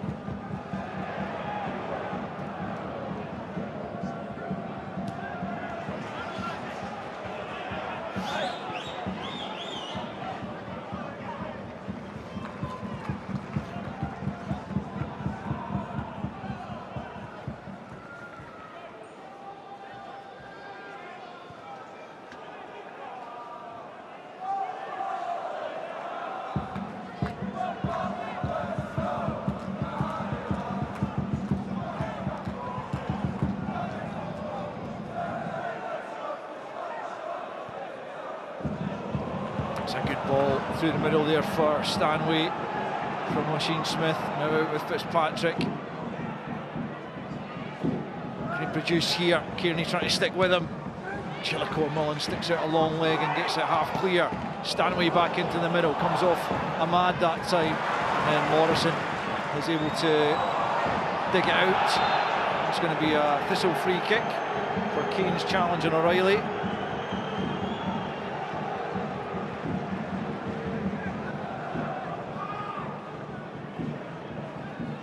Dunfermline are preparing to make their first change. It's going to be young Lucas Fife. Neil Lennon did mention, I think the other night, that just on occasion feeling they might be a little bit short up front, looking to try and give players a bit of a break. Resisted the temptation to bring young Fife on that occasion. Chillico Mullen gets first to it.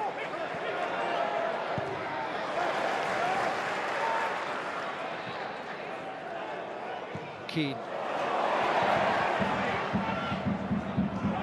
Smith under a bit of pressure, gets it back to Clark, who needs to take a good touch here. Does that.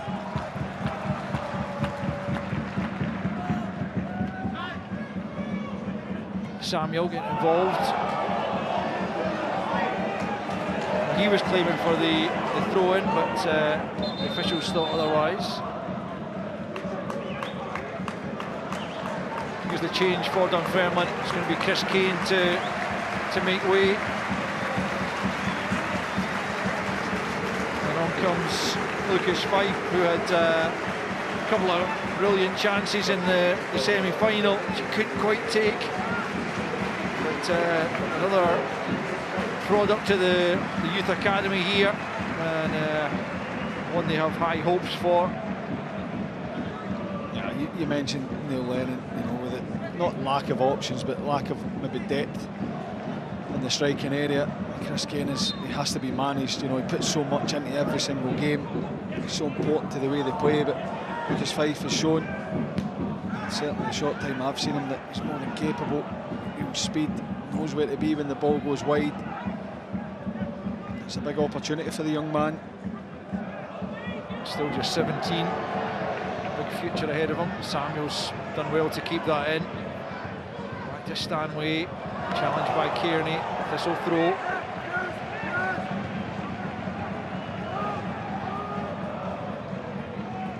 Reading trying to find the feet of Smith.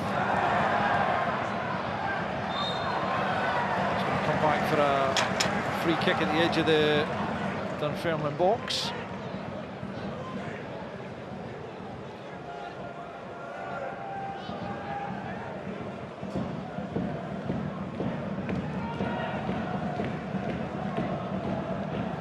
It's been a really good contest, this. Thistle, who've got the best home record in the league, would certainly favour a draw more than Dunfermline. Taking it back to Firhill on Friday night. Here's Morrison, who's switched to this left flank, with Todd going across to the right for now.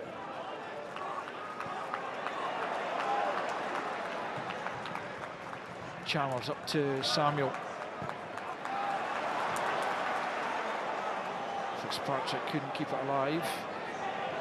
Gilmore, Smith's got to be careful on a yellow card. There's Morrison once more, onto that right foot and swinging it in. Ashcroft with a good defensive header. He's looked so much better in the wide areas, Callum Morrison, than getting through the middle. I understand why Neil Lennon plays him in there when they play the back five, but he's looked so much more comfortable in the wider areas.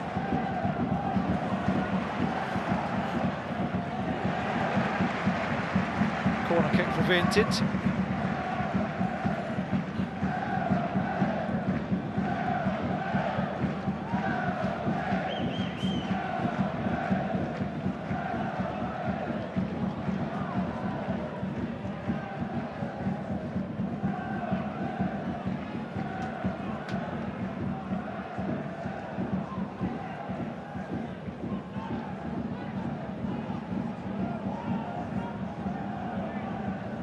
Chillico Mullen can't find his man. Reading. Looking for Chalmers, but mopped up nicely by Robbie Fraser. He'll get it back here from his keeper. It's a good flow out from Oxford as well. It's good distribution. Fraser away from Chalmers. Gilmore in support. It's just overcooked that pass though.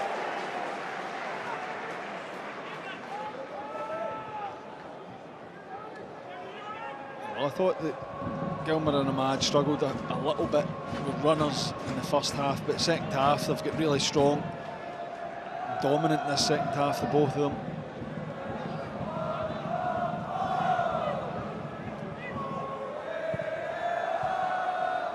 Clark goes long, looking for Samuel to use his strength there against Chillicothe-Mullen, but Dunfermline pick up once more. Ahmad into Todd. Ahmad out to Morrison now. Fraser goes on the overlap. Morrison cuts inside instead. Away by O'Reilly this time. Picked up by Ngwenya. Poor touch from him. Good challenge from Crawford.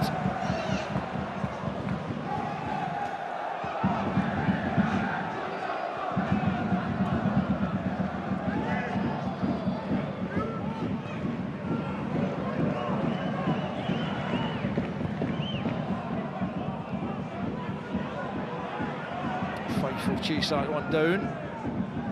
Reading though sees it out of play.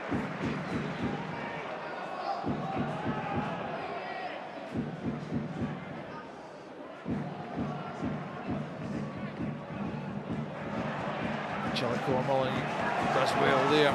Starts the next Dunfermline raid forward. It's Morrison for Fraser. Fraser onto the right foot. Oh, it's not far away.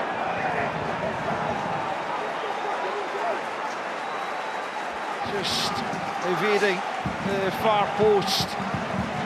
Excellent football once again from Dunfermline. Robbie Fraser looks like he's going to cross it. I actually thought the goalkeeper got a save, but he's just agonisingly wide from him. Good play all round. Disappointed with the finish, but yeah, as you say, Faddy, Dunfermline having had a slightly slow start to the second period. Thistle having a good one. We'll be pretty pleased by the way his side have taken control, but they've still not really forced Josh Clark into a meaningful save in the second half. Yeah, we'll be delighted with how they've reacted to the second half start. But you're right, you just mentioned Thistle's strong home form. Wanting a goal there to reward these players for the performance they put in the second half. Good composure from Josh Clark there.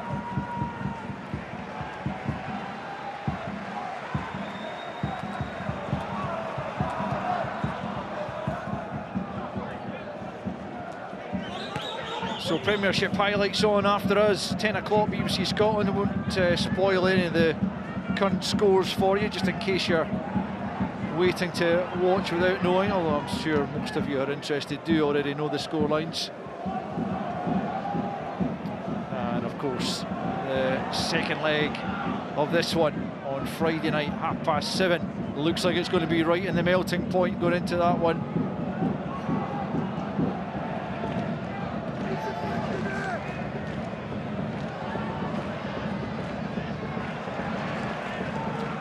Almost picking up possession there.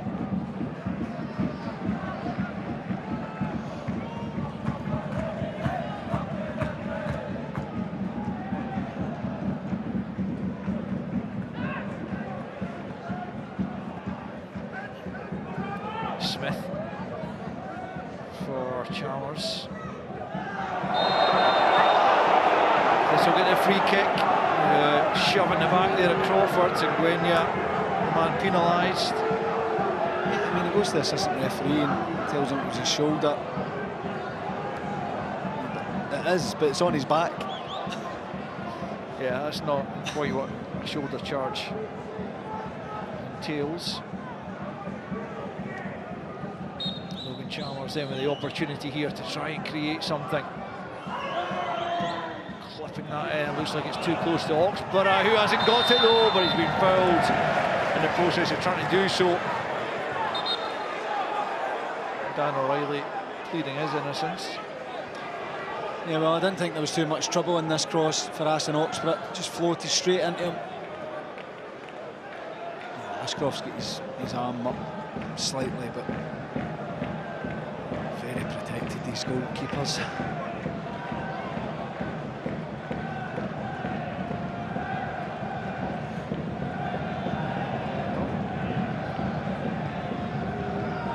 Take two for Aston Oxford.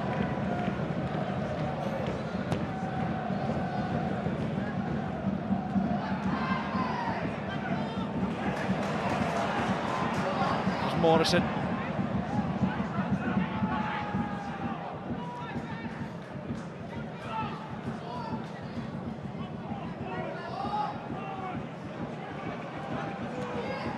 Gilmore gets it back from Nguyen.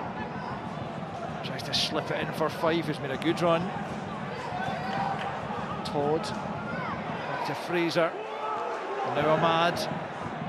He's trying to stay patient here, Dunfermline, but ultimately the final ball, for once from Ahmad, is not what it should have been. Yeah, he's looking for Matty Todd, had peeled towards the back post. It's just too narrow, the pass. Gary Mackay-Steven is going to make his entrance for the closing stages here, replacing Logan Chalmers. Experienced winger. What can he offer for the last period here?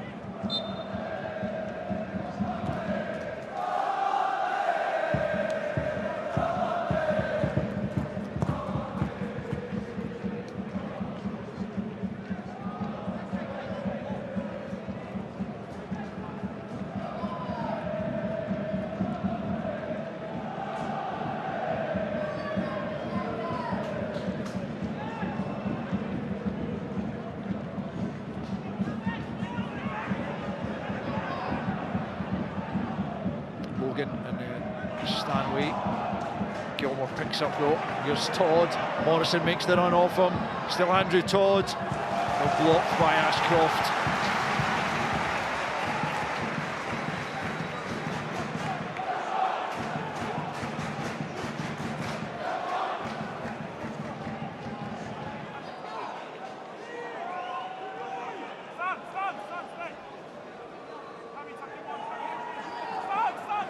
Todd, most of his deliveries have been on the money. Let's see what he can produce this time. Into a good area, causing absolute chaos in there, and it's Fife. Well, he rifled that goalwards, just off target. He catches it so well, but you just said it now before he put it in. Delivery outstanding. Chillicoa Mullen, I mean, I wonder if he can go and attack that with his head. Looks quite awkward for him. Drops at an awkward area for him. Let him off. Fife certainly catches a hold of it, but always going wide. Delivery outstanding once again from Matty Todd.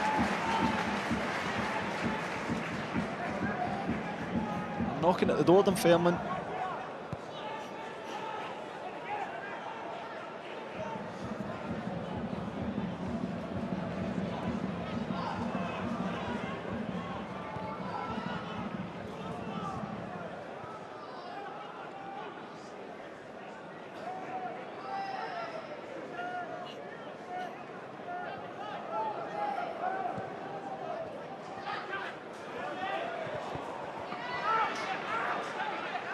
Logan sees that out of play.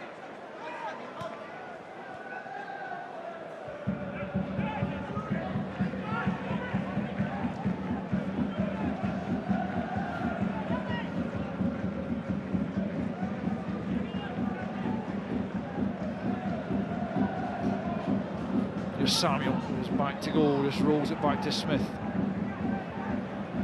Reading to Fitzpatrick. Looping ball, which Mackay-Steven manages to get back into the area.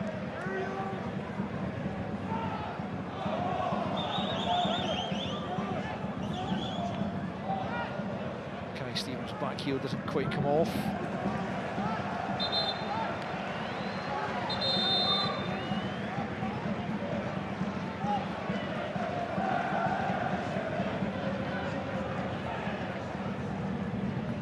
Logan does well to pick out Crawford. Reading into Samuel, can he get the shot off here? Crowded out in the end. Gilmore to the feet of Fife. Looking to lift that forward for Morrison, just didn't quite have enough on it. Smith there, just on Smith actually, James. Interesting that should Thistle progress to the final and face St Mirren, of course, Roisin Smith on loan from them would not be able to play, nor would Fraser Taylor, who's on the Thistle bench tonight. I know that's quite a lot of ifs and buts, but he would be a big miss for them because he's been a big player for them this season. Yeah, he would, and I have to say I'm surprised I haven't played through him more tonight. I expected Thistle to come and try and dominate that midfield area, particularly through Roisin Smith, and he has been a key player for them this season. So if that is the case, then it will be a huge loss.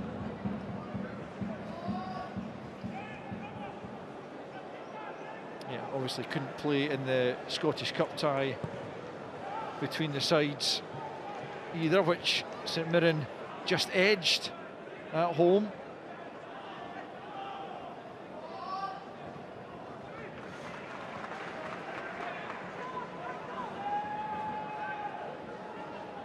Just a few minutes remaining in this one. Dunfermline be desperately keen to get a goal and a lead to take them into the second leg, which Andrew Todd was almost able to provide for them there, not quite. Again, unable to force the save, and now Thistle on the counter, and Nguyen with a crucial challenge of Mackay-Stephen to prevent it. Fife won't catch that one. End to end again. Yeah, it's Andrew Todd stretching off, and no wonder. He uses everything to get on the end of this. Great cross from Ahmad. He's fighting, scrapping. He does really well. Andrew Todd to get that back into the area, and then it looks like Thistle are going to go up the pitch and get a chance just beyond Robbie Fraser, but Nguyen snuffs out the danger.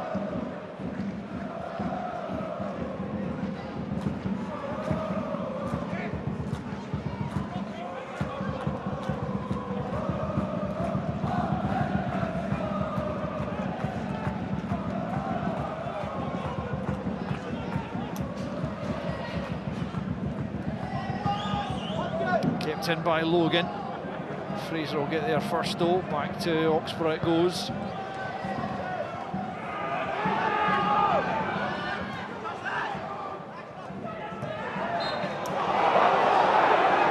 It's a free kick Thistle's way.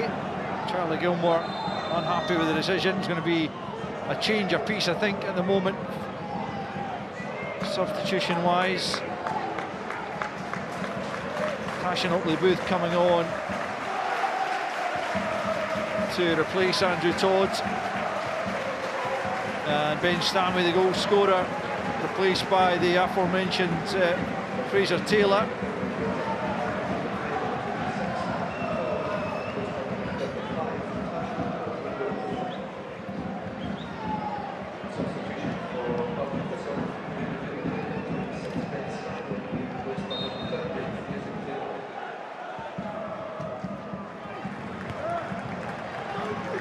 Todd gets that clear.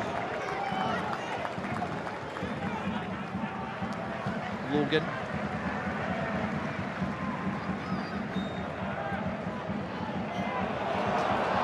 Callum Morrison will latch on to this. Dunfermline got a 3-on-2 if they can get the ball into the middle here. Thistle funneling players back now, as Morrison has to check back. Mackay-Stephen hasn't dealt with that though. 5. And then Gilmore goes down, and again looks at the referee asking for a penalty, and again the referee instead points for a goal kick. Yeah, it's unlucky. I mean, it looked like Morrison was away, you have to say, defended well. It was Redden in the wide area. Yeah, I mean, it looked to me as if Gilmore just throws himself. He'll never get a penalty for that. Absolutely not.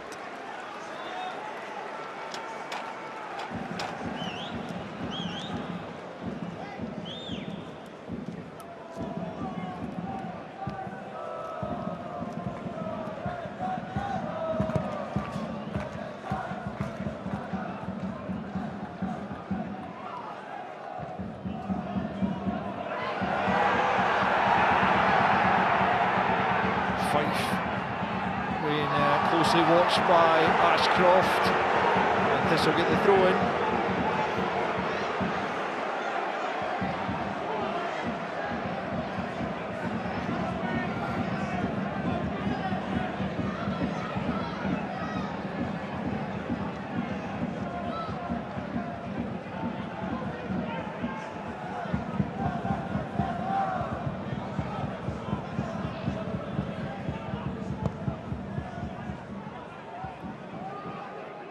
Samuel, nice layoff there for Crawford. Now Taylor, lovely little ball. It's Fitzpatrick flashing it across goal, and Oxborough doing enough to deal with it. And Dunfermline once again emerge with possession deep in their own area. I mean, despite the fact that Dunfermline have probably been the better side over the course of the game, Oxford has been the busier keeper, hasn't he? Yeah, I mean, Thistle are dangerous. I think that, you know, you're looking at it and saying Thistle coming into the game off the back of a long time without a game, would it have an impact? I think it has. There's Mackay-Stephen. Samuel goes up, that's not far away. Wasn't favourite to win that, but he did, and he sent it just wide. It's a brilliant cross in from Gary Mackay-Stephen. And he's so unfortunate. There's nothing more that he can do, Alex Samuel. Get his head on it, divert it towards goal. He's unfortunate. And then you're speaking about Dunfermline have been the better side. They have been, but Thistle are always dangerous. I think that, you know, the layoff has certainly had an impact, but that doesn't mean that they can't have moments in the game, and they've got quality all throughout the pitch, players that can make a difference in the wide area, and Alex Samuel will always sniff out chances.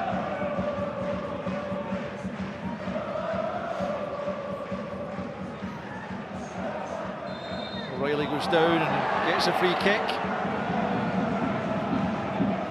Final minute of the 90.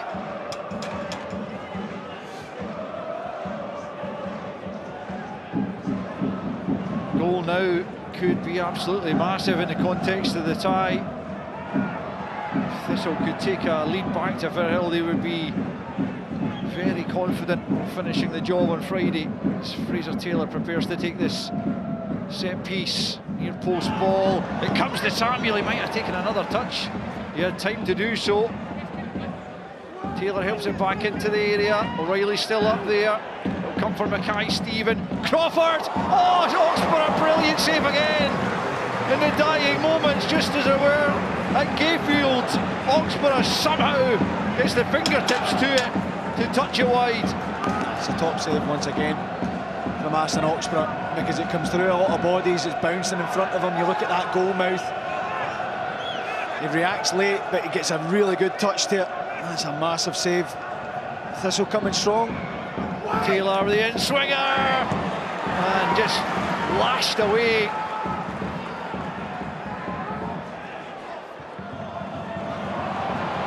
Minutes of injury time, and Thistle finishing strongly here. Mackay-Stephen though with a poor pass at the end of that. O'Reilly into Crawford. Mackay-Stephen. Here's Smith. Mackay-Stephen will get there, lifts it to the back post. Samuel backpedaling. Fitzpatrick will retrieve it. Dunfermline hanging on at the end here. Here comes Redding, and Ngwenya with a crucial clearance. This will feel there could be a winner in this for them.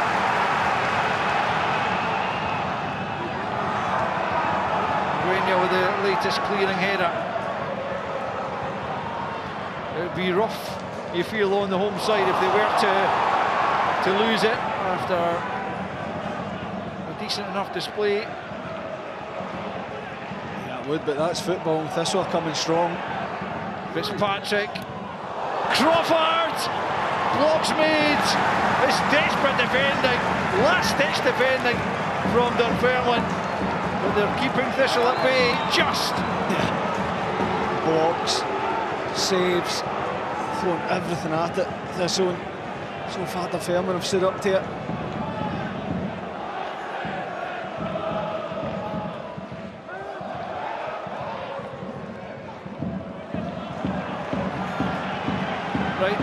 seconds, James, who's your man of the match tonight? It's not been easy, I have to say. A few good performances. I mean, Thistle finishing strongly, but I'm going to go for Alphonse Ahmad. I think that second half he's really stepped up. Some of his passing's been outstanding, his energy alongside Gilmour.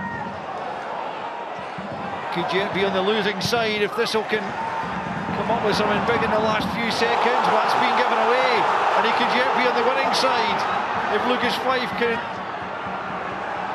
find a teammate here. He's having to go back the way though. Fraser, massive diagonal, it's a wonderful ball. The Dunfermline have a late bit of drama in them again. Well, they're not going to get the opportunity to provide it because there's the full-time whistle. Captivating first leg. Both sides with opportunities. Callum Morrison taking his chance in the first half to give his side the advantage, but they didn't hold it for long because little more than a minute later, Ben Stanway had drawn Partick Thistle level. Partick Thistle probably forcing the opposition keeper into more saves, despite Dunfermline maybe having more of the ball in the attacking areas. It sets it up for a huge game on Friday night back at Firhill. Still very much all to play for, but Partick Thistle, as I mentioned, with such a good home record, the best in the league, they will fancy their chances of making their progress into the final and making the step up to the top flight.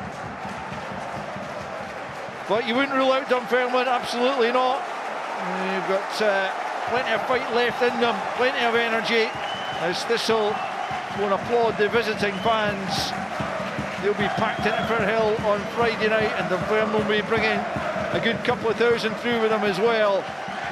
It's one to savour and one to look forward to. But tonight, in the first leg of the semi-final playoff, it finishes Dunfermline Athletic 1, Partick Thistle 1. We thought we'd get excitement and drama here this evening at East End Park. We certainly did.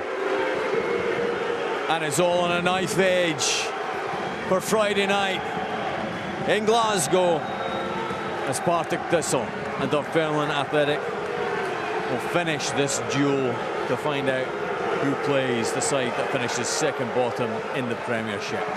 I'm joined by Scott Brown. Scott, two questions.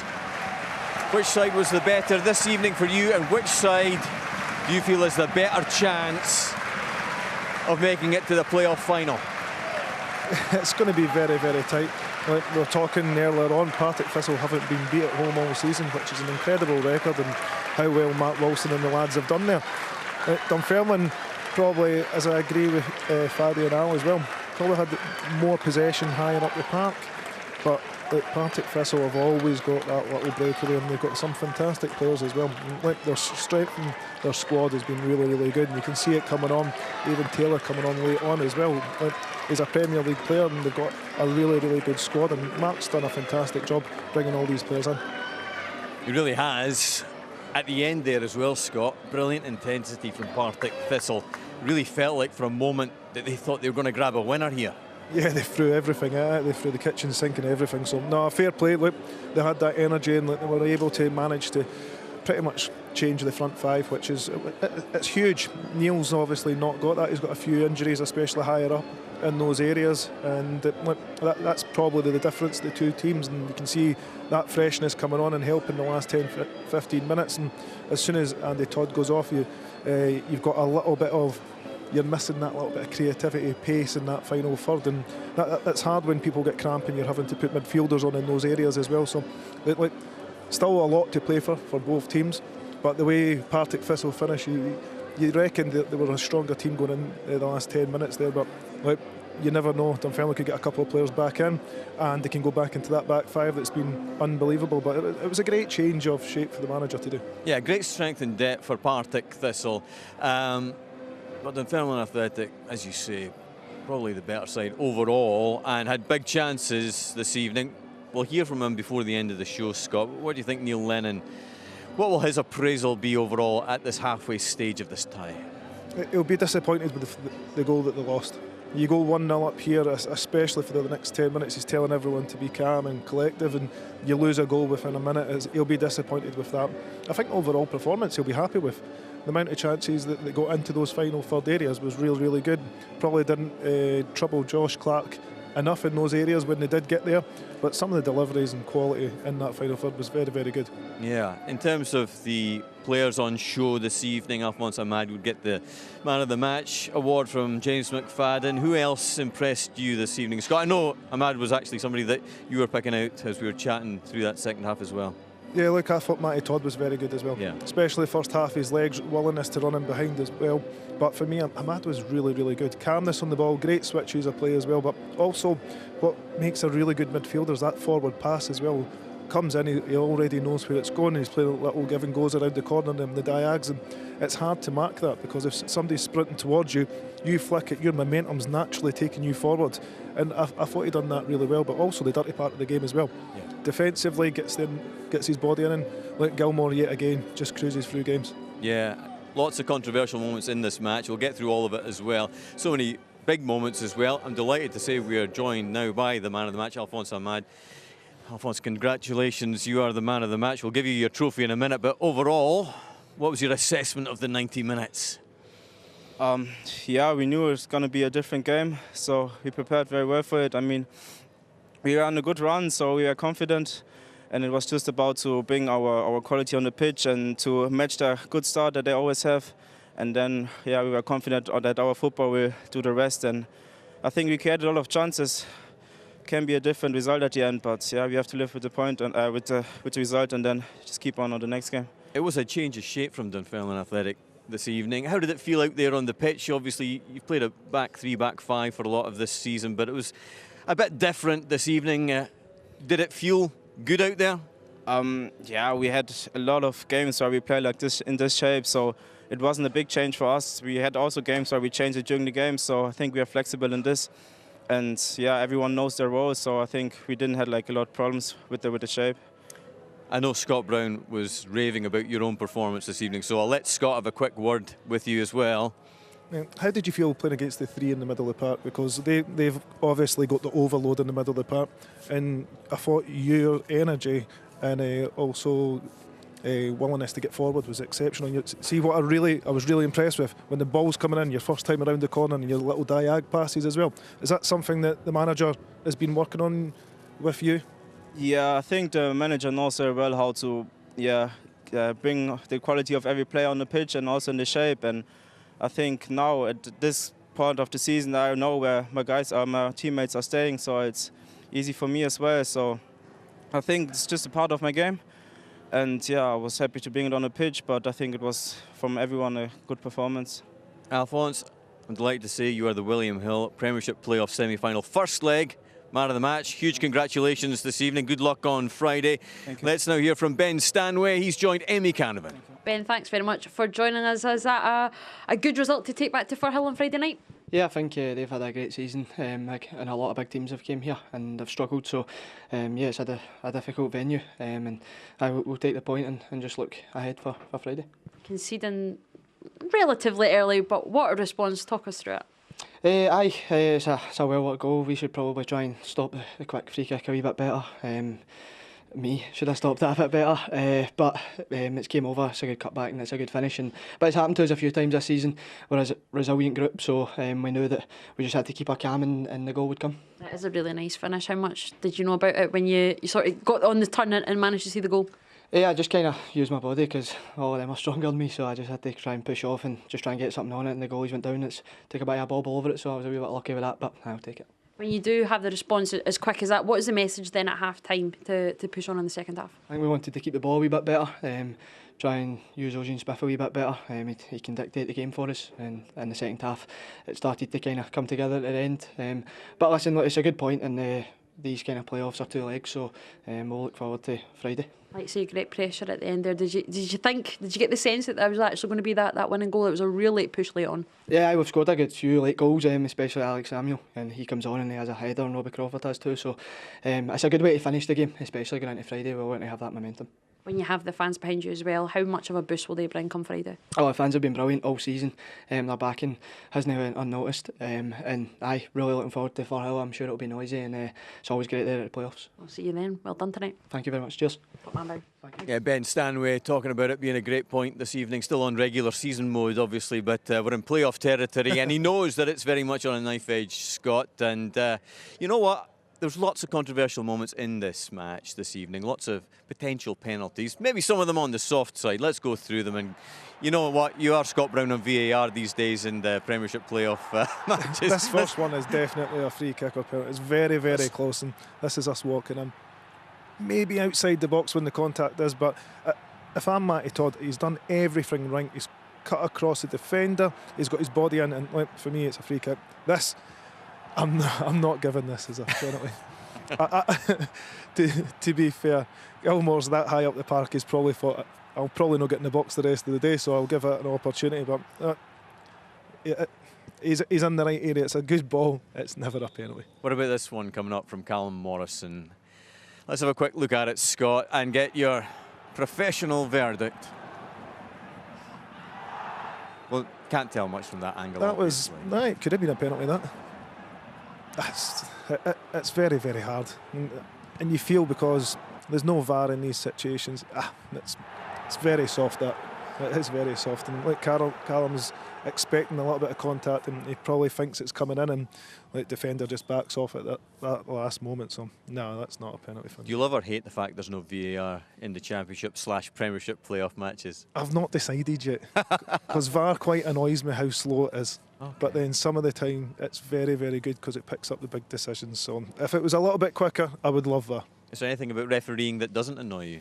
Look, it is a very, very hard job. I have to admit, I'd hate to be a referee, because no matter what happens, right, they're going to get booed off by somebody, right? And I've been in that situation. It's horrible. And like being a referee, everybody picks every little decision, and they know better. They're standing up there, they've got a better view, and they can see everything. It's so hard, and it's not often I stick up for referees, but I feel for referees in these decisions. There'll be referees at home right now watching who can't believe what they're hearing from you right now, Scott. It's wonderful. Wally Collum will be like, oh wow.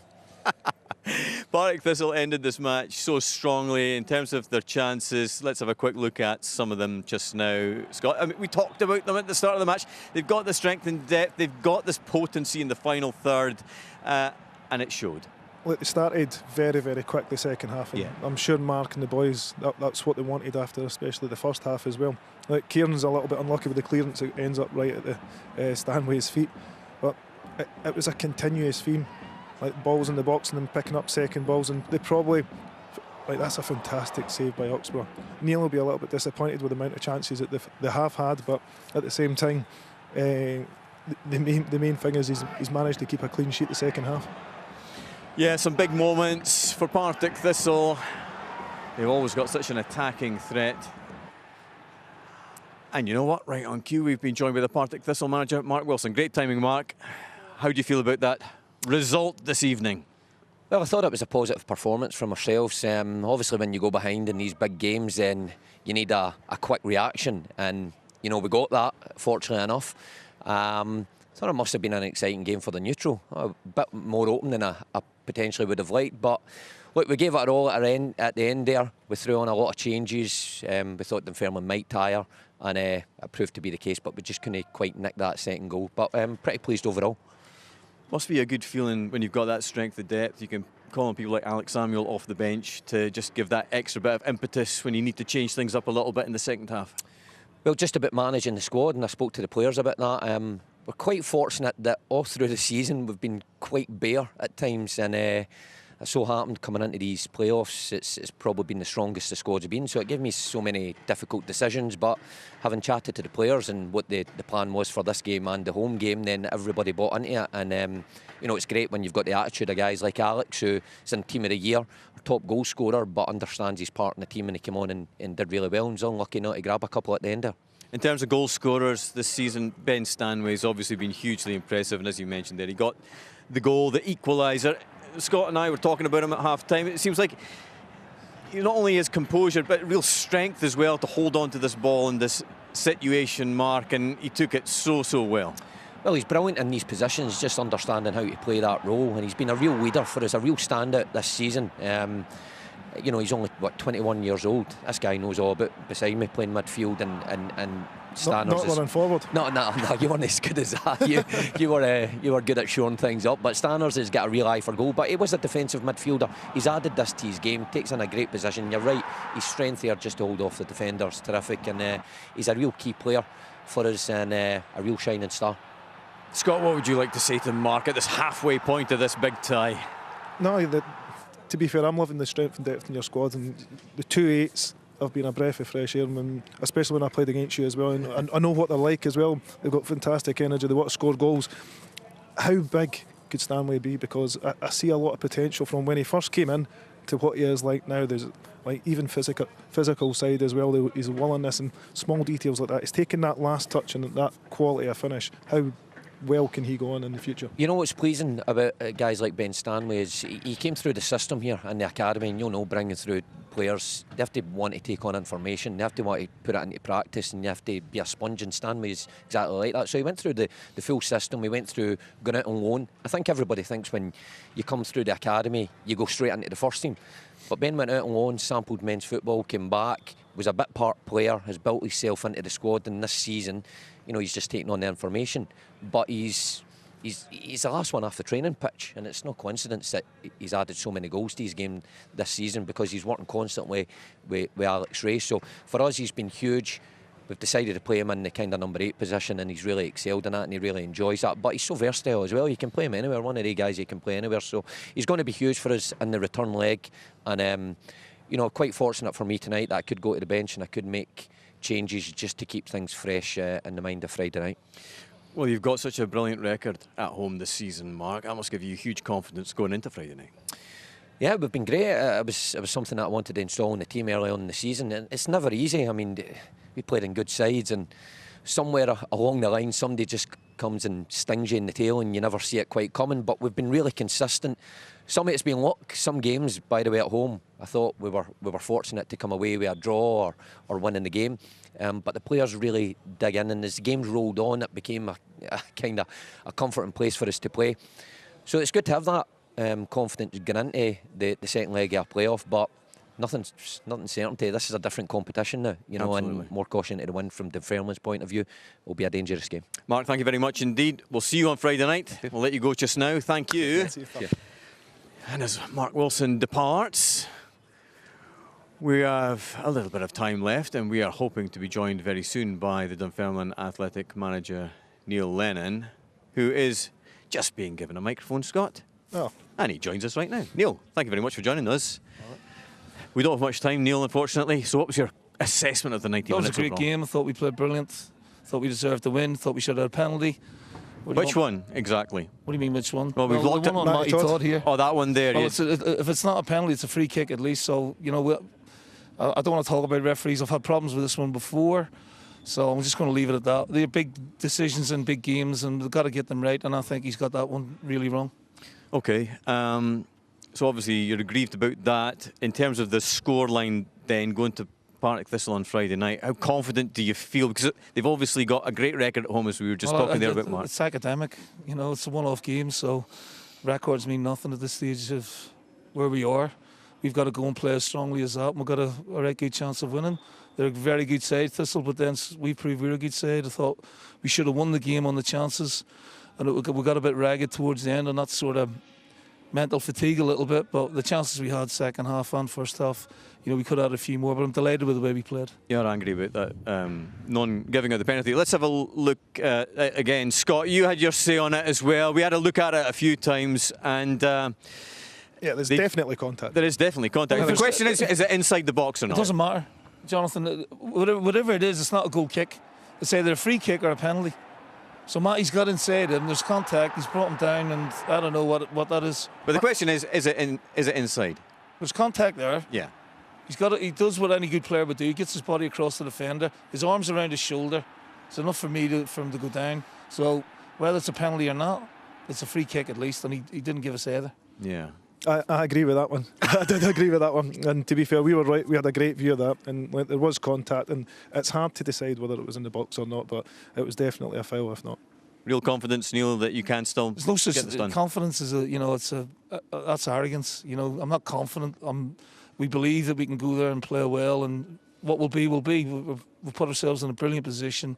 We're having a brilliant season. We don't want it to end on Friday night, but we're going to have to play really hard professional football. And a slight change of shape tonight, Neil, from what we've seen recently. How pleased were you with how that went generally? Yeah, I thought she did a great job because they've got good wingers. Chalmers and Fitzpatrick are two of the best in the division. Thought we handled them pretty well. I thought we looked a threat, particularly in wide areas, so that'll give us a lot to think about going into the second game. And on a completely different point, did you see Scott Brown's Chick Young impression? Hey. No? Well, that was better than mine. No, we had a wee thing about Chick Young, and I went, And on that brilliant note, I think you were the best, actually, Neil. Congratulations. Thanks very much. Appreciate on that. the night. Yeah, fantastic. Neil, Scott, thank you very much indeed. We will do it all again on Friday night. Mayhem in Maryhill beckons. What a night it's been here. Scott, thank you very much from all of us on the Sports Scene team. Good night.